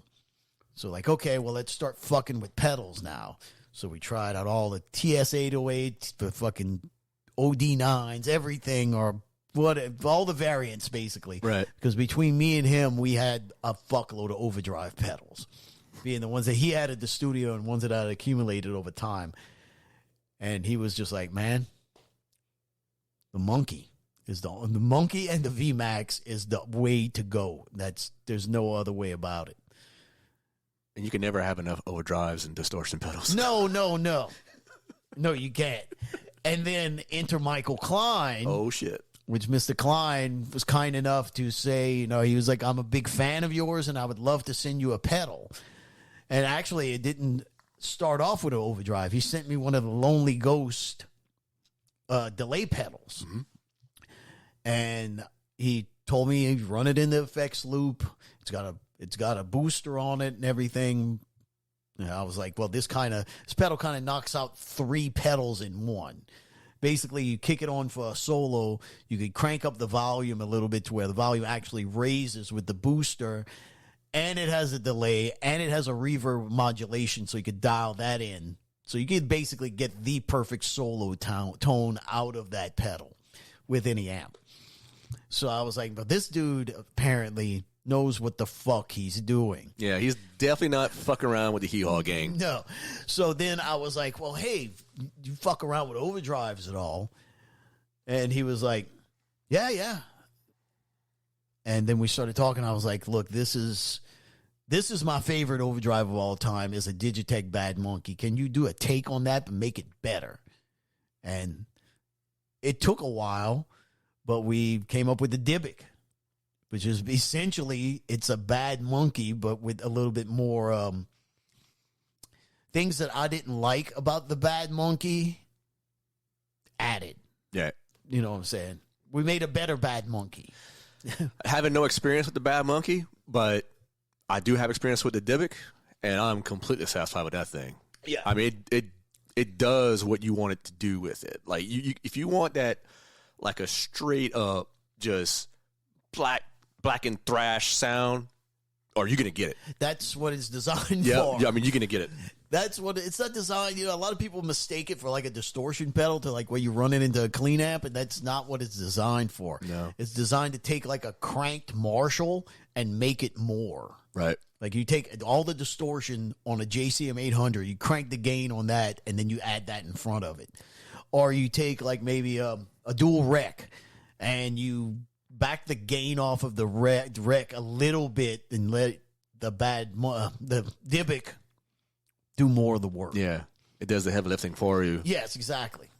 Yeah, I remember not texting, but sending direct messages on Instagram whenever it was just before y'all released it.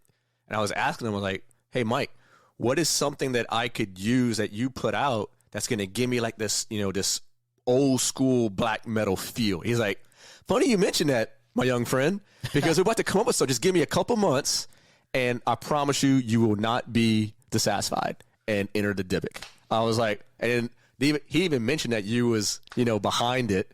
And I was like, what a fucking surprise this is. Holy shit.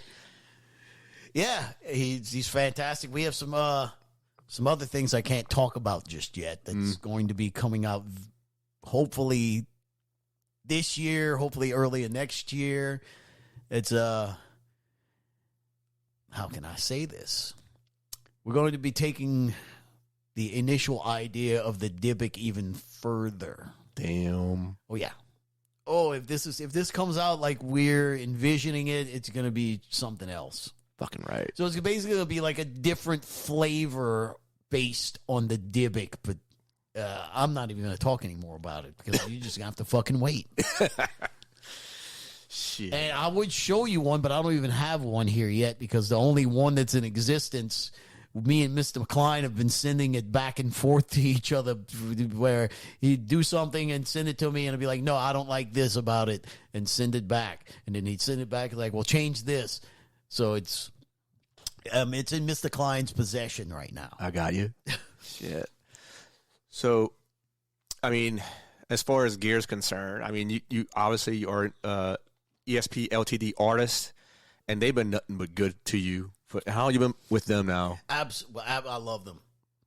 They treat me like I've always dreamed of being treated as an artist with a guitar company. Because I'm not going to mention any names of any other companies that I've worked with in the past. But they were all, whenever I'd like bring up custom shop, it was always, oh, no. Or anything like expensive. And anything besides like an entry-level guitar, they're like, oh, you can't get that. We can give you this, but we can't give you that. It's like, well, I'm an artist with your company. I should be able to get the best of the best, right? Right. Wouldn't that be more beneficial for you if people saw me playing the expensive guitars? Makes sense to me. Yeah. So, like I said, I'm not going to mention any other company names, but ESP stepped up to the plate, and I was like, well, I would really like this. And they were like, send us a spec sheet. And that's all you needed. And there it is right there. They are. And next thing you know, they multiplied. Let me ask you this. You don't have to name any names, but are there any companies that, approach you to this day? I mean, just trying to lure you away from ESP? One certain gentleman has, and I respect his work. I haven't yet played one of his guitars yet, but he think he had been drinking. So he had kind of mentioned something about wanting me to be on his roster. And let's just say I know where my bread is buttered. Right. It's somebody to drag me away from ESP would have to do some pretty fucking miraculous shit. Let's just put it that way. Because, I mean, I couldn't be happier. Yeah. Yeah. And rightfully so, man. I mean, like you said, you only need to send them a spec sheet, and look where you are with this company so far, man. You got your own signature model coming out, man. And I don't think anyone besides yourself was happy to see that. I mean, from Louisiana, everyone. It's like a score for all of us. Exactly, right? man. I was like, holy shit, dude. It's like how many musicians from Louisiana has their own signature model on a major guitar line? Just fucking congrats again. But speaking of ESP, even though I get hooked up with them, being that I love them so much, even that one right there, I bought that one. Mm-hmm. The one with the crazy headstock. Yeah. I'm a fan. I'm just a fan of their guitars. The only reason that goddamn gummy worms. The only reason I hadn't played ESP sooner is because I couldn't find them. You know what I'm saying? I mean, there was no real big ESP dealers in Louisiana for a while. You know, the only time I'd really see them were like in California or New York City or something, you know? Yeah, the only ones that I see in Lafayette that are brand new, I mean, it might see a couple of, you know, 1s and 2s and hanging up in Guitar Center, but mostly pawn shops, you know? Like, you don't see a whole lot of ESP LTD models in the retailers, not in Lafayette anyway. Yeah. But for, you know, even out here for a long time, you know, it was real hard to fucking find them. And I think the first time I really started seeing them pop up was at C&M in Kenner, because he had become a dealer.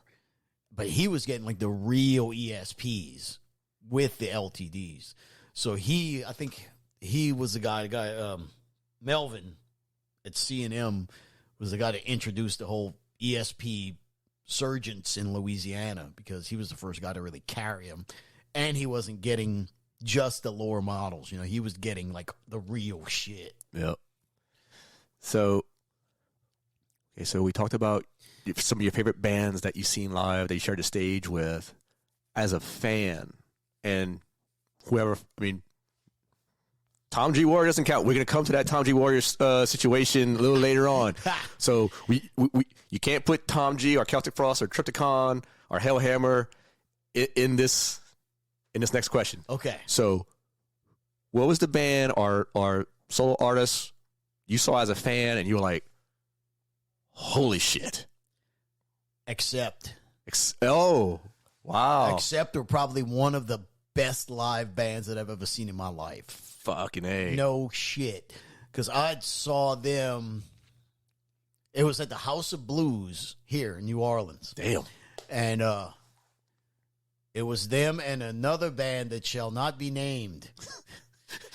And I'm a very, very big fan of this band that shall not be named as well. A huge fan. Accept are opening up for this band. Okay. And I'm a big fan of both Accept and the band they were opening up for. And let's just put it this way. Accept mopped the goddamn floor with this band. Really? Yes, like mopped. There was no chance. There was nothing left. Wow. And I was like, because after Accept fucking ended, I was like, it was me and Jordan that were at the show. And I look at Jordan, I'm like, that's going to be hard to fucking top. Because the sound, whoever they had running sound for them was a fucking genius. Like, it sounded, the guitars were fucking insane. I mean, Accept's already known for having a fantastic guitar sound. But that night, whoever was running that, whatever they were running through the PA, it was like that on 10. Damn. Like, the guitar sound was just fucking cutting your fucking head off.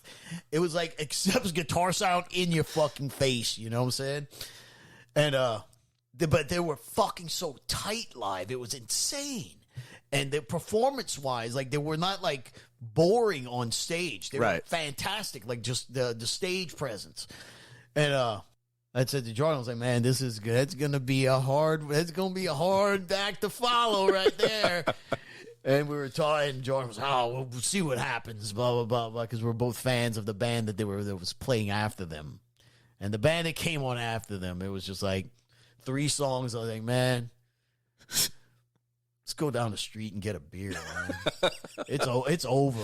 It was over. It was over like fucking when Accept fucking stopped. Damn. Like, it was like that, yeah, Accept totally fucking surprised. Shit, now I got to see them.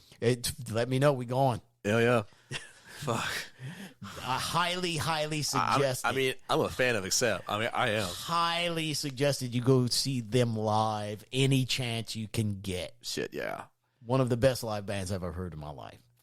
It's getting close to feeding time, buddy. I just want to let you know. Let's see. Yep. What we got? Oh, shit. Right at 5. Boom. It's time. We're going to take a small pause so we can feed Willie and Mr. Boris. There we go. Be right back, guys. And just like that, we're back. Yep. Like it never happened. Yep. Feeding time. They looked really excited. It's their favorite time of the day. Oh, yeah. You see 3 huskies at my house, man. They're like, we're going to put them in kennels so they won't eat each other's food. Yeah. They get unruly in that house of ours. Yeah, dude. So we were talking about accept. And accept being the next show that I go see. I highly suggest it. They don't come here often, but when they do, it's worth it. Mm-hmm. So over the years, you know, you got to meet a lot of fellow guitar players, you know, sharing the stage with them and whatnot. Did you like get to like dig inside their bag of tricks and like just learn from them? Like, what if you could name any names, if you care to? Like, what was something that somebody said, dude? Like, how do you do this? And you're like, oh, well, this is how you do it. So I actually showed them something of mine. Or no, they showed something of yours. Oh, theirs. yes, Gary Holt. Oh yeah, Hands down. Gary Holt's the reason why I started doing solos. It's all his fault. Really? I blame him completely. Yes, because we were on tour. Oh goodness, it was Exodus. It was us, Exodus, and Arsis. So I don't know if you're familiar with Arsis, but James Malone is another monster that plays the 6th string. So at that time, I forget what album it was. It might have been, was it Haunting Curse? I think it might have been Haunting Curse era where I wasn't doing solos. And I'd be fucking around with Gary just when we were sharing dressing rooms or whatever, warming up and just whatever. And he's like, man, why you don't do guitar solos? It's like, I just saw you do one. He's like, I don't know how to do that shit. And he's like, let me show you some things. And yeah, I blame him.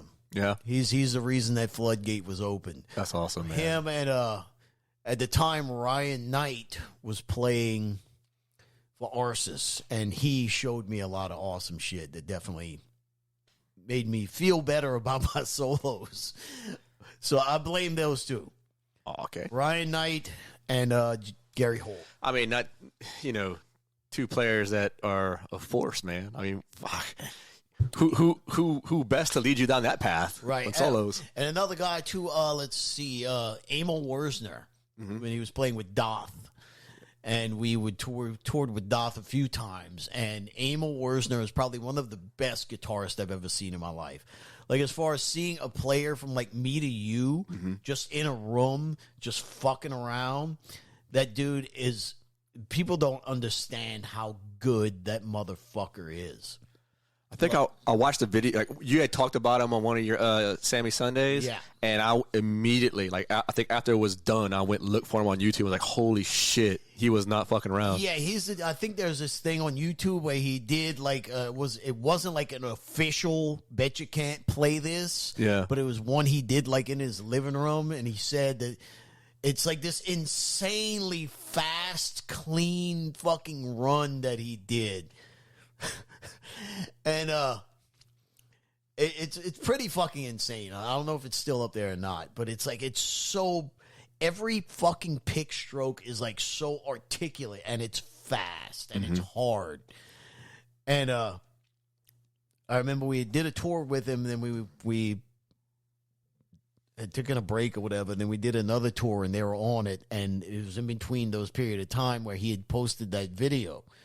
And I was like, dude, what the fuck is, how? And he goes, man, he's like, I was all jacked up on coffee, had smoked about 3 joints, and I'd been practicing for about 5 hours. That's how I did that. That's quite the combination, bro. I was like, yeah. He was like, dude, I was in that zone, man. He was like, I'd been playing all day. Then I fucking drank a bunch of coffee and smoked a bunch of weed, and I was just fucking going to town.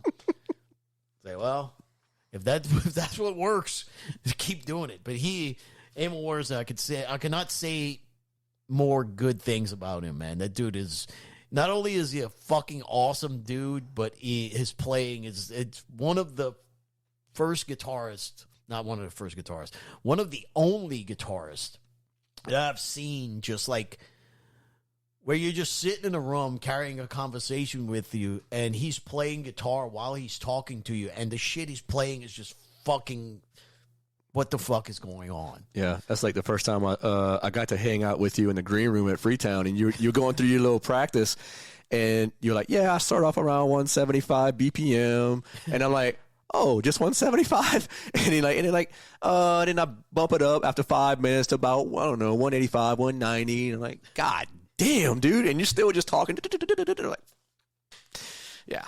Well, that's the key, is when it can become second nature. Yeah, when there's no thought involved. Exactly. You know, that's what my instructor told me from the jump off. You know, it's like, you know, you have a sound, a song, or you have a riff where you don't have to look at the strings. You don't have to look at where you're picking. You just exactly when you go on autopilot. Yep. And that's when you could start having fun on stage. Shit, yeah. You know, to where you're not so focused on your playing, to where you're focused more on your performance. You know, there's a lot of people don't really take that into account.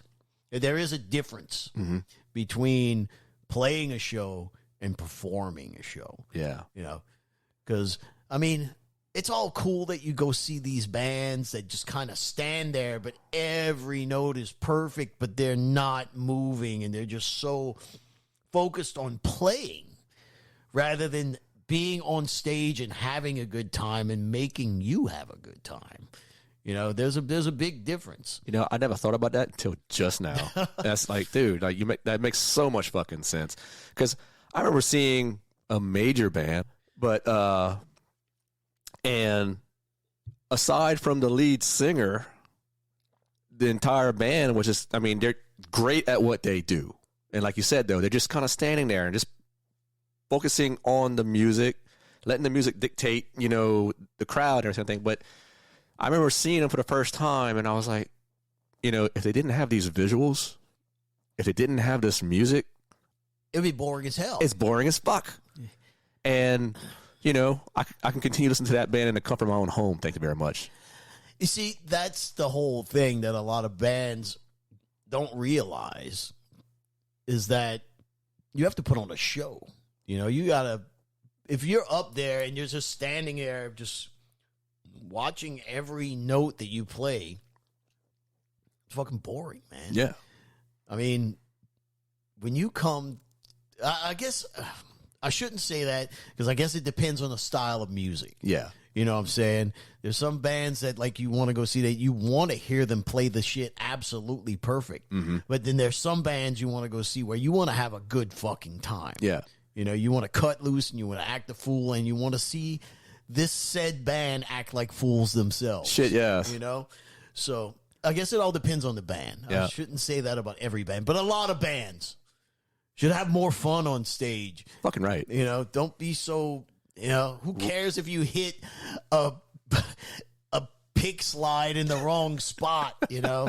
You want to hear perfection? Go listen to the record. Exactly. You want to have a good time? Come see Goatwhore. Shit, yes. You took the words right from my mouth. I mean, I remember telling you at the New Orleans show, at the Poor Boy show, that I never saw y'all live. It was always a matter of timing. Can never get the dates lined up.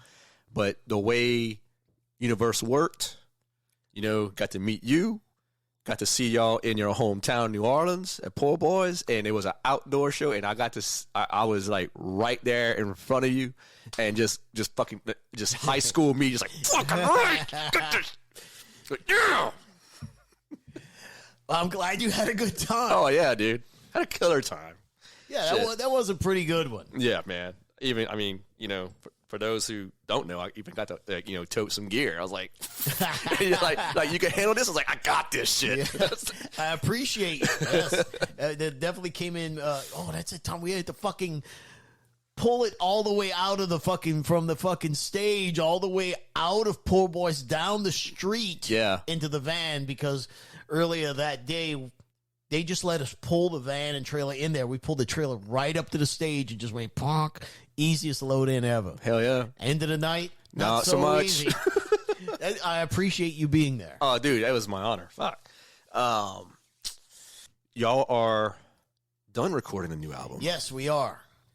So, how long did it take you to write this album? I was writing these songs since, I want to say I started writing some of this stuff like in 2018. Damn. Yeah. 2018, I'd started writing. Maybe I had like maybe two or three where they were works in progress. Mm-hmm.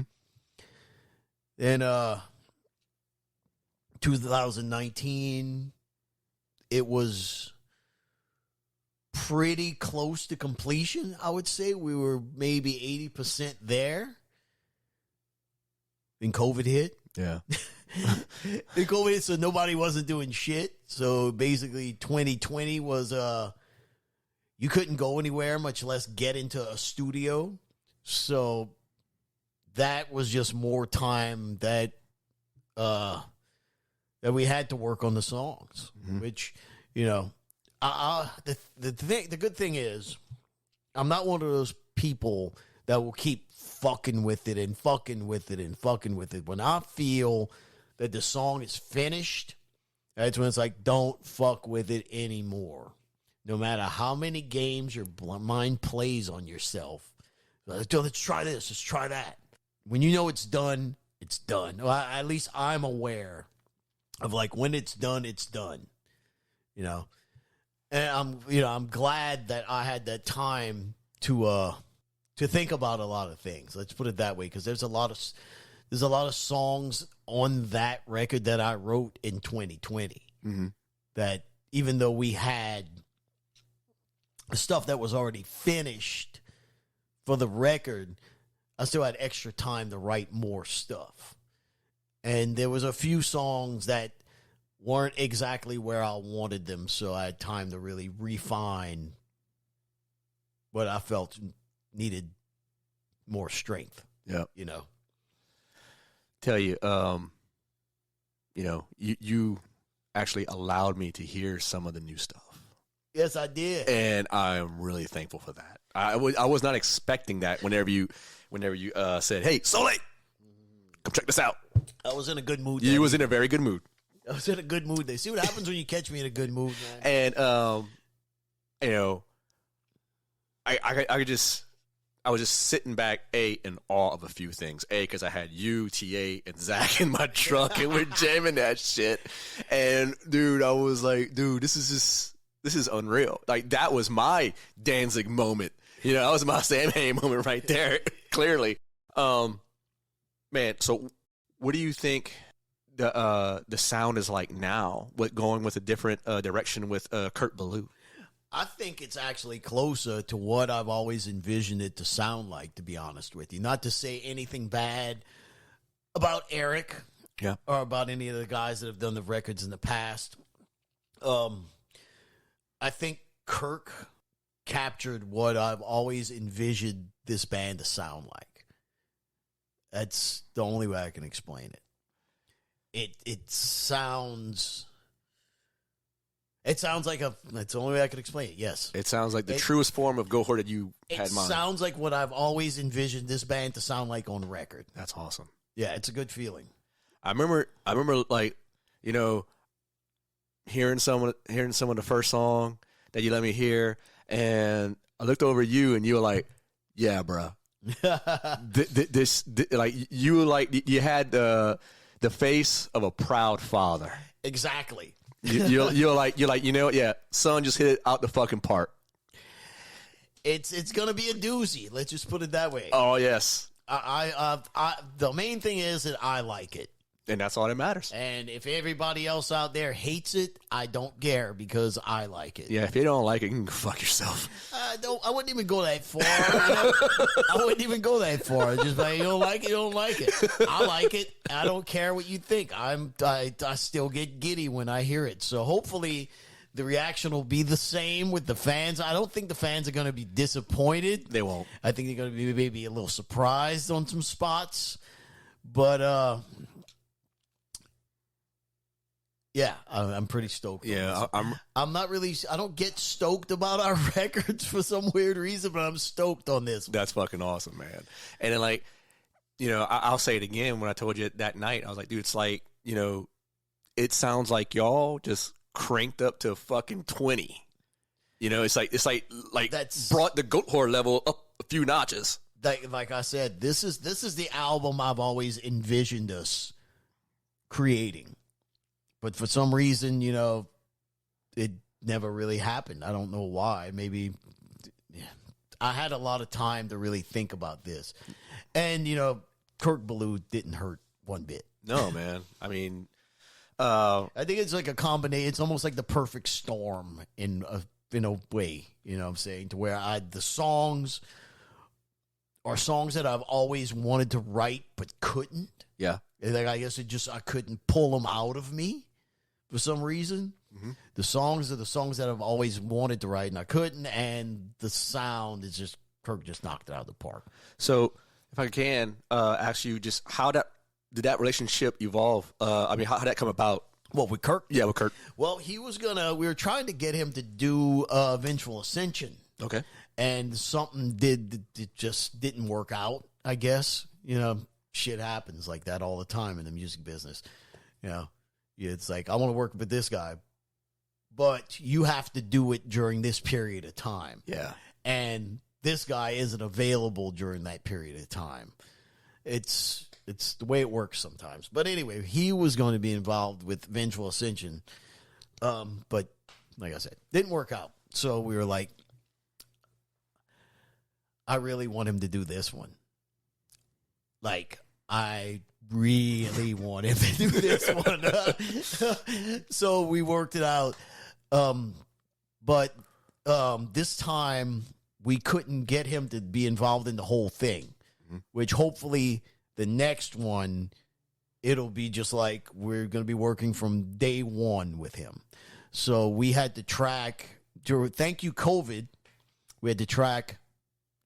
We couldn't track with Kirk. Mm-hmm. Let's just put it that way. We tracked in a beautiful studio in Bogalusa, Louisiana, which Has some questionable plumbing. it definitely has some questionable plumbing, yes. But, you know, aside from the plumbing, the place is fantastic. And so we couldn't track with Kirk because of COVID and all that bullshit. He didn't want to travel. He didn't want to be around. He wanted to be safe because he has a family and all that stuff, you know. Yeah. I don't blame him. It's fine. So he could only do the mixing, which he did a fantastic job on. So where am I going with this? I don't know. Oh, well, I got bring us back. What were some of the albums that you heard Kurt's work and was like, dude, this is the guy? Definitely the Valenfire stuff. Okay. When we heard those records, it was like, Jesus fucking Christ, dude. And, you know, even though I'm not the biggest Converge fan, yeah, the sound on those records to where it's just raw and nasty and it's just pissed off sounding, you know. Just a fan of the sound that he gets with the bands. And another band, you know, that I'm not a huge fan of is like Nails. Yeah. The sound on those records are just fucking evil. Brutal. Yeah. Fuck, yeah. So I was like, man, I wonder what he would do with our record. And I found out. I found out too. And I was pretty happy. I was like, that's exactly what I thought you'd do, Kurt. So he's going to be on the next one too then? I hope so, yes. Yeah. Yes. I don't think anybody has any arguments of working with him again. What I would really, in a perfect world, I would like to track the record with him. Yeah. And just like, you know, if the budget's available, I'd like to be like, look, where's a studio where you would like to go and track us and do the whole record? Like, and just, because I know he has like a home studio, but pick his brain and say, besides your studio, where would you like to go and track a record? Yeah. Like somewhere where you would be stoked. Like something better than what you have. That'd be interesting. It would be. Because, I mean, you know, you got his level of excitement. Exactly. And he could do, you know, some mad scientist shit. Exactly. And then, like, y'all find a sound together, be totally organic. Exactly. Oh, yeah, man. It's like, you know, if we have the money to do that, be like, Kirk, where's a place that you would love to go? A studio, just pick a studio that you would love to go to and do us. Besides yours, of course. somewhere that you would be extremely stoked on being in. You know.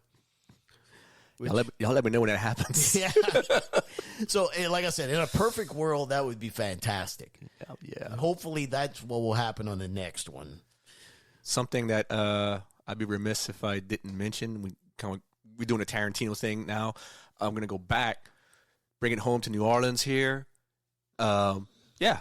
You and Crowbar, and I remember For a very long time. yes. And I remember hearing the story, but for those of us that don't know or didn't hear the story on your Instagram live stream, how did you approach Crowbar and say, hey, I'm going to play guitar for y'all? Well, it's a funny story. So, you know, we had all known each other for a long time. Kirk and all the dudes in Crowbar, we've been friends for years, you know. And I've been a fan as well for a long time. So we were backstage at a Pantera concert, and I saw Big T hanging out, and I forgot what possessed me to go up to him and say this, but I just went up to Big T. I was like, "Hey, I'm your new guitar player," and Big T looks at me and goes, "Go tell Kirk that." And Kirk's like right there. And I go up to Kirk and I'm like, "Hey, Kirk, Big T told me to come tell you that I'm your new guitar player." He goes, "Fuck, give me your number." So he took down my number. He's like, "I'll call you next week." And I was like, he called me the next week and it was like, "Learn these songs, come next weekend. Yeah. We're jamming." And I was like, "All right." So he gave me a list of like, I think it was 5 or 6 songs, and I learned those songs during the week, and I went and I played, and it was like, "All right, if you want to be in the band, you got it." Fucking right. And it was basically that easy. And how long you play with those guys? Oh, there's like 7 years, I believe. 7 years now. 7 years, somewhere around there. Mm-hmm. Yeah. Good Okay. times. Shit, yeah, dude. Good times, man. And you recently played live with them Yes. during COVID era here Right. in town. Yeah, it was like right when COVID started loosening up a little bit. Mm-hmm. And what actually was a catalyst to kind of that whole thing was the guys playing bass in Crowbar now, Shane Wesley. Him and his brother were assistant engineers while we were recording the new Goatwhore record in Bogalusa. Yeah. So we were hanging out all day, you know, just bullshitting, just fucking around in the studio as usual. And then Shane was like, "Hey, well, we're going to be playing this show, and I know you're going to be there, so why don't you just come up and play a song with us?" I'm like, "All right, that'd be fun. Hey, you're right. I'm going to be there." So, I mean, that would be great. And then it kind of, I was calling Kirk, and it's like, "Man, what song should we do?" And he's like, "Oh, well, let's do this one. No, let's do that one. No, let's do that one. Let's do that one." And then he's like, "Wait, why don't you do like half the set with us?" I'm like, "All right." I was like, "Well, pick out." He's like, I was just like, "Pick 6 songs. I'll come up, and at the end of the set, I'll come and I'll do 6 songs with you guys. 3 guitarists, and it'll be heavy." Shit, yeah. And he's like, "All right." So learned the 6. Well, I didn't really have to learn them because I had played them for so long.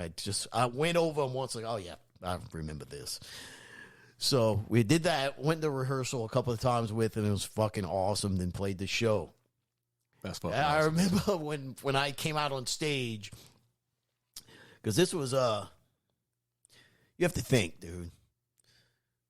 3 Randall full stacks, cranked. I mean, cranked. I mean, when it was Matt and Kirk by themselves, it was heavy. But when I came on, I don't mean to toot my own horn, but I Right. added a little bit more to it. Yeah. Because I remember Pepper Keenan was standing right in front of me, and I went on the stage and I just hit the first fucking open note, and he was just like, "God, dude, what the fuck?" And it was just like, and the guy that was with him was our old guitar tech. And I remember him just being like, just like laughing, and he's like, "This is just fucking stupid." It sounded really fucking heavy with 3 guitars. Yeah, it was like 3 separate kicks in the nuts. Yeah, exactly. Yeah, Pepper Keenan's face was just like, Jesus fucking Christ. It was good times, man.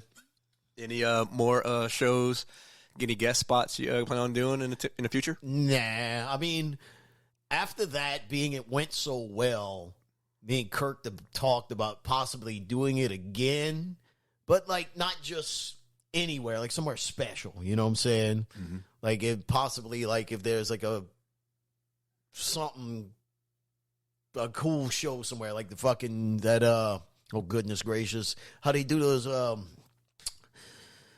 little fest things that they do every now and then. Who does that? Decibel does those. Yep. Yeah, if they did something like that, you know, do it for that, you know what I'm saying? Do something cool like that. But, you know, as far as making it like a regular thing, not really, but we definitely talked about doing it again, but like I said, if it would be like the right situation. Okay. So here comes my next question. And lay it on me. I'm going to lay it on you.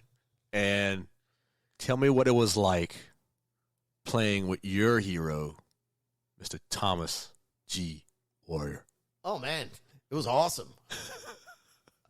Man, that dude's amazing. I can tell you one time we were on tour with Celtic Frost during the Monotheist tour, and we're at St. Louis. We're in St. Louis and Sauget, Illinois. Place called Pops. Very, very cool place. It's a big, huge stage and all that shit. And it was just us and Celtic Frost that evening.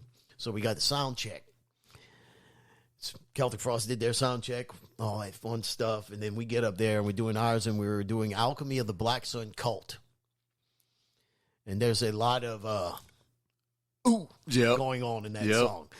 So we were sound checking with that song, and I remember there was like this balcony thing above the stage. And I remember we had stopped the song, and as soon as we stopped, there was just silence. And I hear from the balcony, "I should have copyrighted that." And it's fucking Tom G up there. I'm like, "Hey, man, it's all your fault anyway." You're right.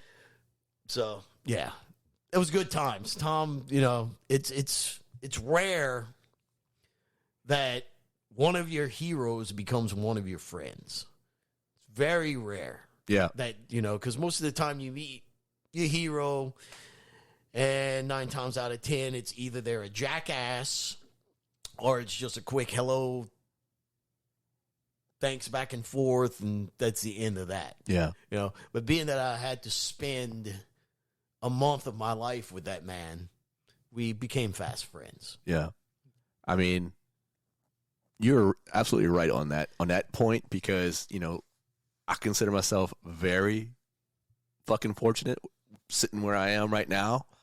I didn't think I'm no Tom G. Warrior. But you know, you need to stop being so damn modest, man. I'm no Tom G. Warrior. Oh, dude, but hey, you know, tell that to the 13-year-old inside right here. You know, like, dude, like whenever I was blasting kite string at, you know, between, you know, 13 years old and now, I was like, dude, if I ever meet this guy, I mean, I don't know what the fuck's gonna happen.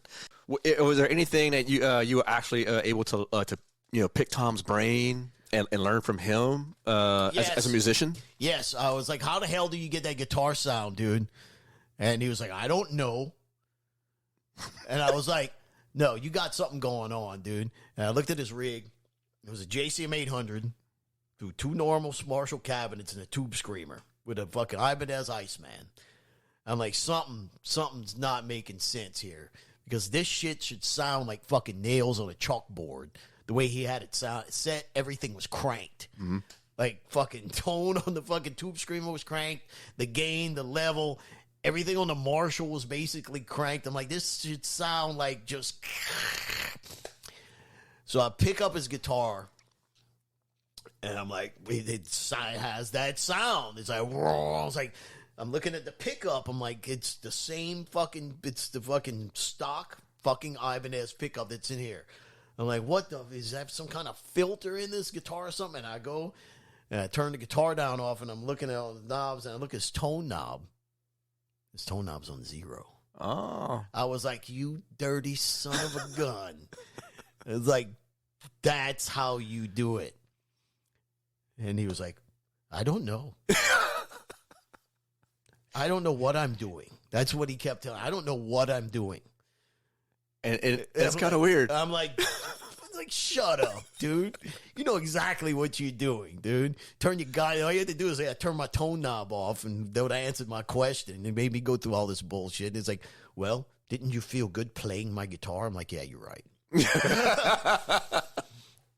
Hell yeah. Did you ever get to go visit him in Europe? Or no, we played, it was a Temples Festival. I believe it was in Wales. Mm-hmm. It was in the UK somewhere. Anyway,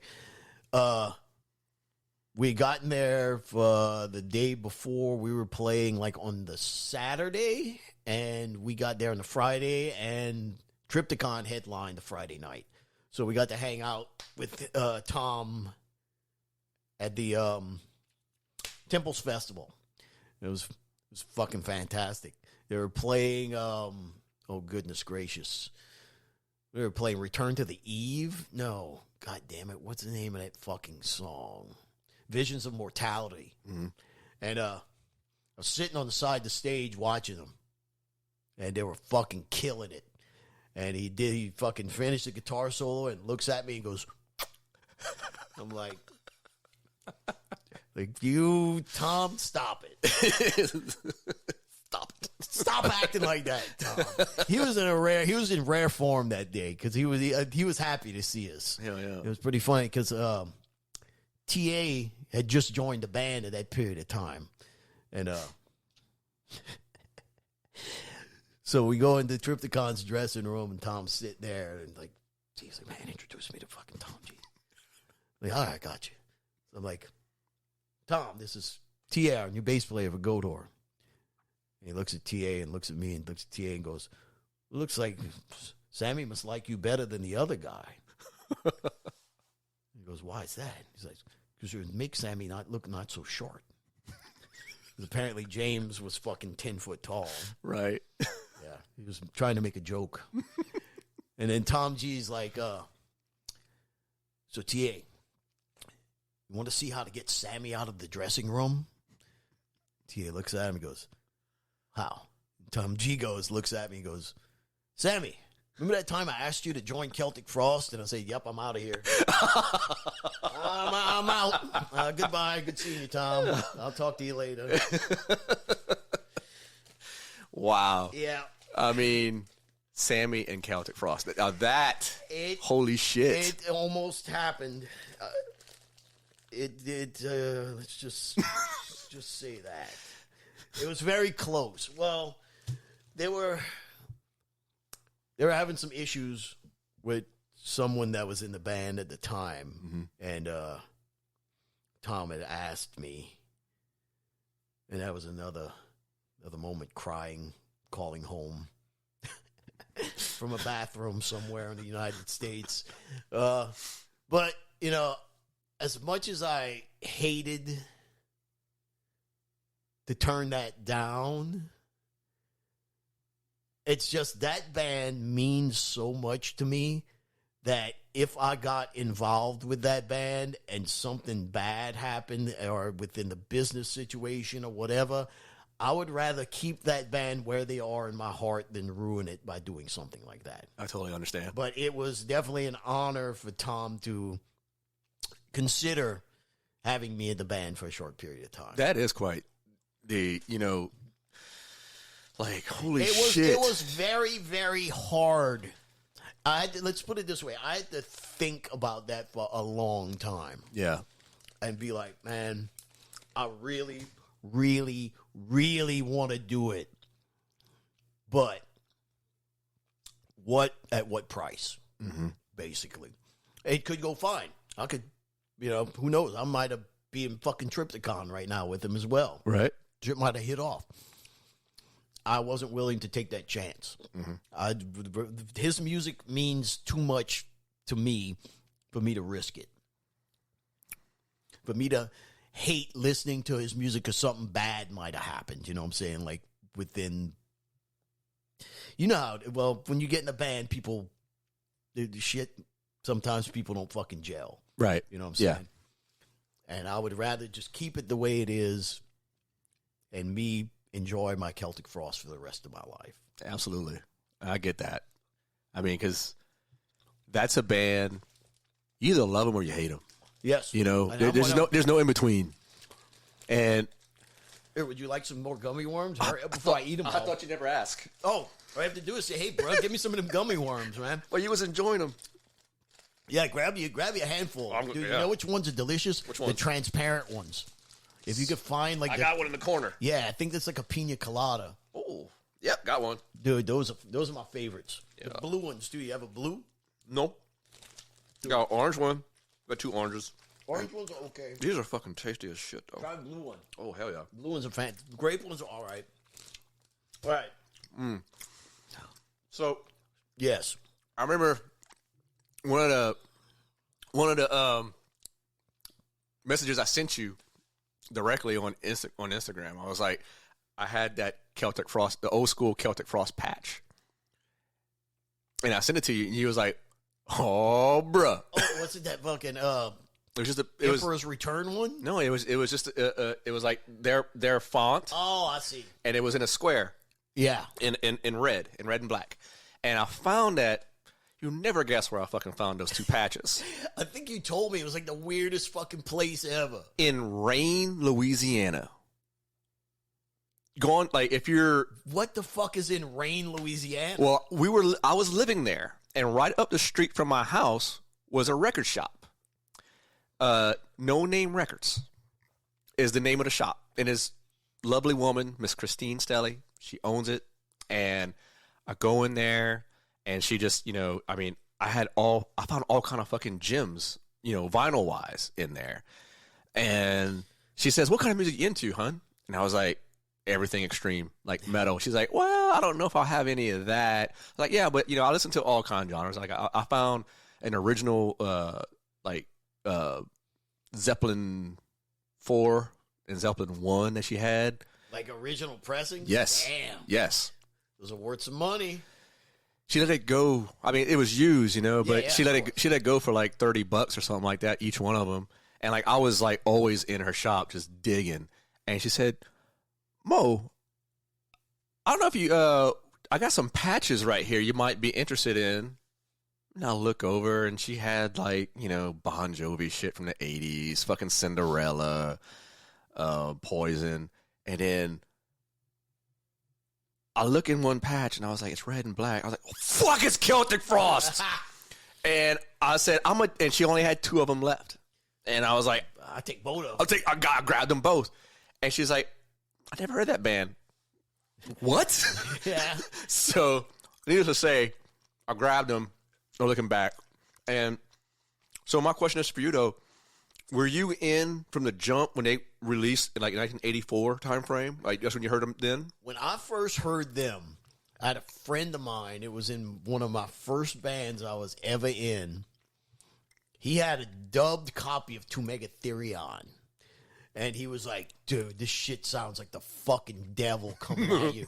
And he put it in as like that fucking intro of Innocence and Wrath, where it's like, dun, dun, with the big timpanis and shit. He's like, "Dude, I could see demons in hell pounding on the drums." And I'm like, this is pretty fucking evil. And so that was my first introduction to Celtic Frost. So I was like, dude, this shit, holy fuck, dude. Then the following weekend, we were on our record scavenging hunt that we'd go to Houma, Louisiana, to the sound shop. And lo and behold, what vinyl was sitting there was fucking in Two Megatherion on vinyl. And I didn't know the album cover was going to look like that. And I was like, this is perfect. I was like, because I was familiar with the tape that my friend had, but it was just a dubbed copy. You know what I'm Right. saying? So I had no idea what the album art looked like. And I was like, Mine. yeah. And that's what started it all. And I had found all kind of crazy shit after that. Like within like the following month, I'd found oh goodness gracious, Morbid Tales on vinyl. Yep. And then Hellhammer Apocalyptic Raids on vinyl. All of them came in for some reason. They were all there. I was like, holy fuck, I'm buying all this shit. So that's what started it all. I had a friend of mine was like, this sounds like the devil. This sounds like hell. This sounds like demons beating on drums.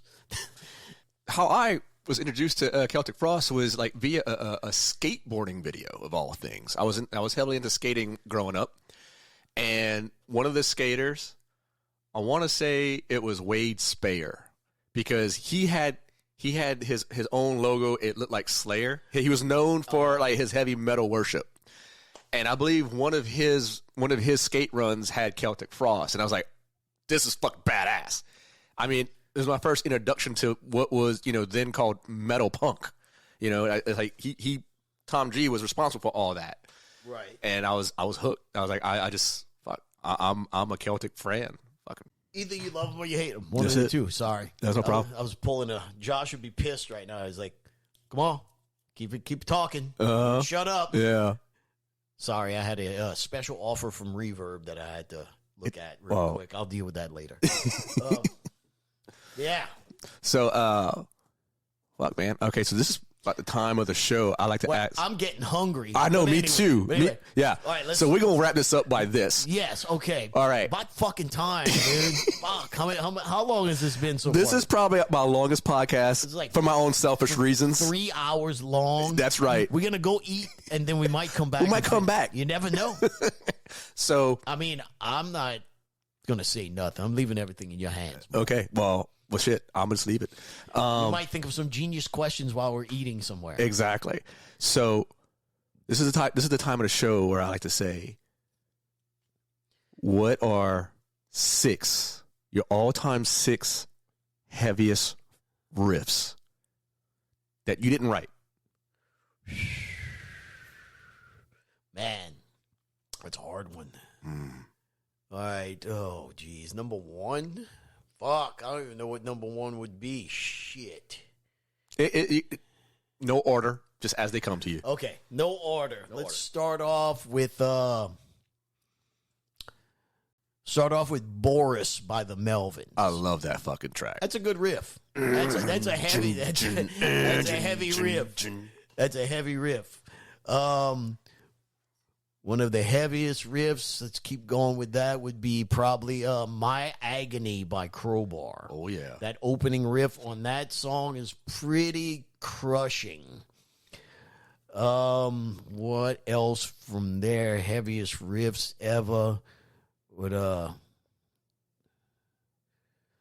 Abyss Within My Soul by Triptychon. Is that the name of that song? Hold on. I can fact check it later. Let's see. Go to the old Google machine. Yes. Let's see. Where were we at? Sorry. So we got to keep people entertained while we're doing this. Oh, yeah. So let me find this. Let's see. Releases, what we got. Yes, Abyss Within My Soul. Oh, you were right. Abyss Within My Soul by Triptychon. They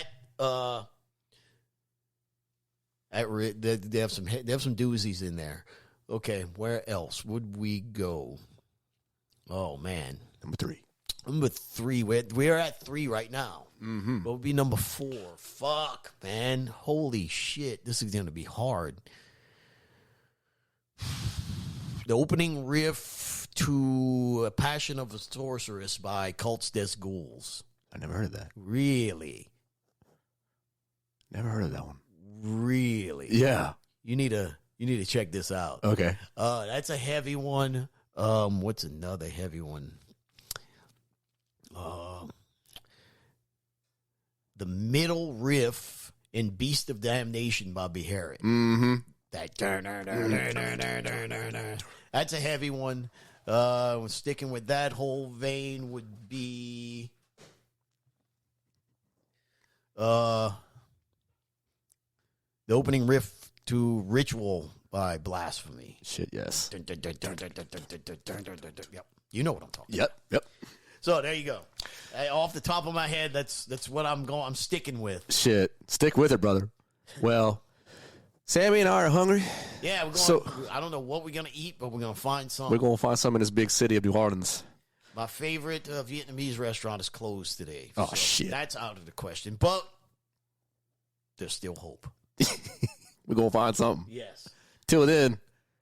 Who knows? We might come back and bullshit some more. No, nah. Fuck y'all. We playing with the fucking quad cortex. Y'all That's can right. Fuck off. All right. So on that note, we out of here, y'all. Sammy, thanks for doing the podcast with me, brother. Thank you for having me, Man. Mr. Soli. Oh, man. I've had too much fun going on. So we're going to close out. Anything you want to push? Anything you want to tell the kids what to listen to, what to do? No. No? Go buy my guitar. There you go. LTD SD2 just released from ESP. Go buy that. New Goatwhore record should be coming out next year. I can't give you a time just yet because we're waiting on artwork. Hopefully we'll be doing some Goatwhore shows here soon. Other than that, just if you're listening and don't follow me on Instagram, follow me on Instagram, Sammy Pierre Duet. I'm trying to think of anything else. Not really. So, yeah. If you're from Louisiana into metal, you should follow my Instagram. And on that note, if you're into podcasts, you should follow Tales from the Riff I do already. at Instagram. I do already. He does. And I'm thankful. and those of you who want to be a guest of Tales from the Riff, please send me a message, M-O-E, at talesfromtheriff.org, or you can message my boy Blaine, BLAINE, at talesfromtheriff.org as well. We're on Facebook. We're on Instagram. Holla at us. You can catch us on Podbeam. We're on Spotify, Google Podcasts. Yeah. So that's all we got for y'all with Mr. Sammy Duet. Thanks again, brother. Thank you for having me. And we're going to roll out. Go get some food. Later. Yeah, bruh. What the fuck?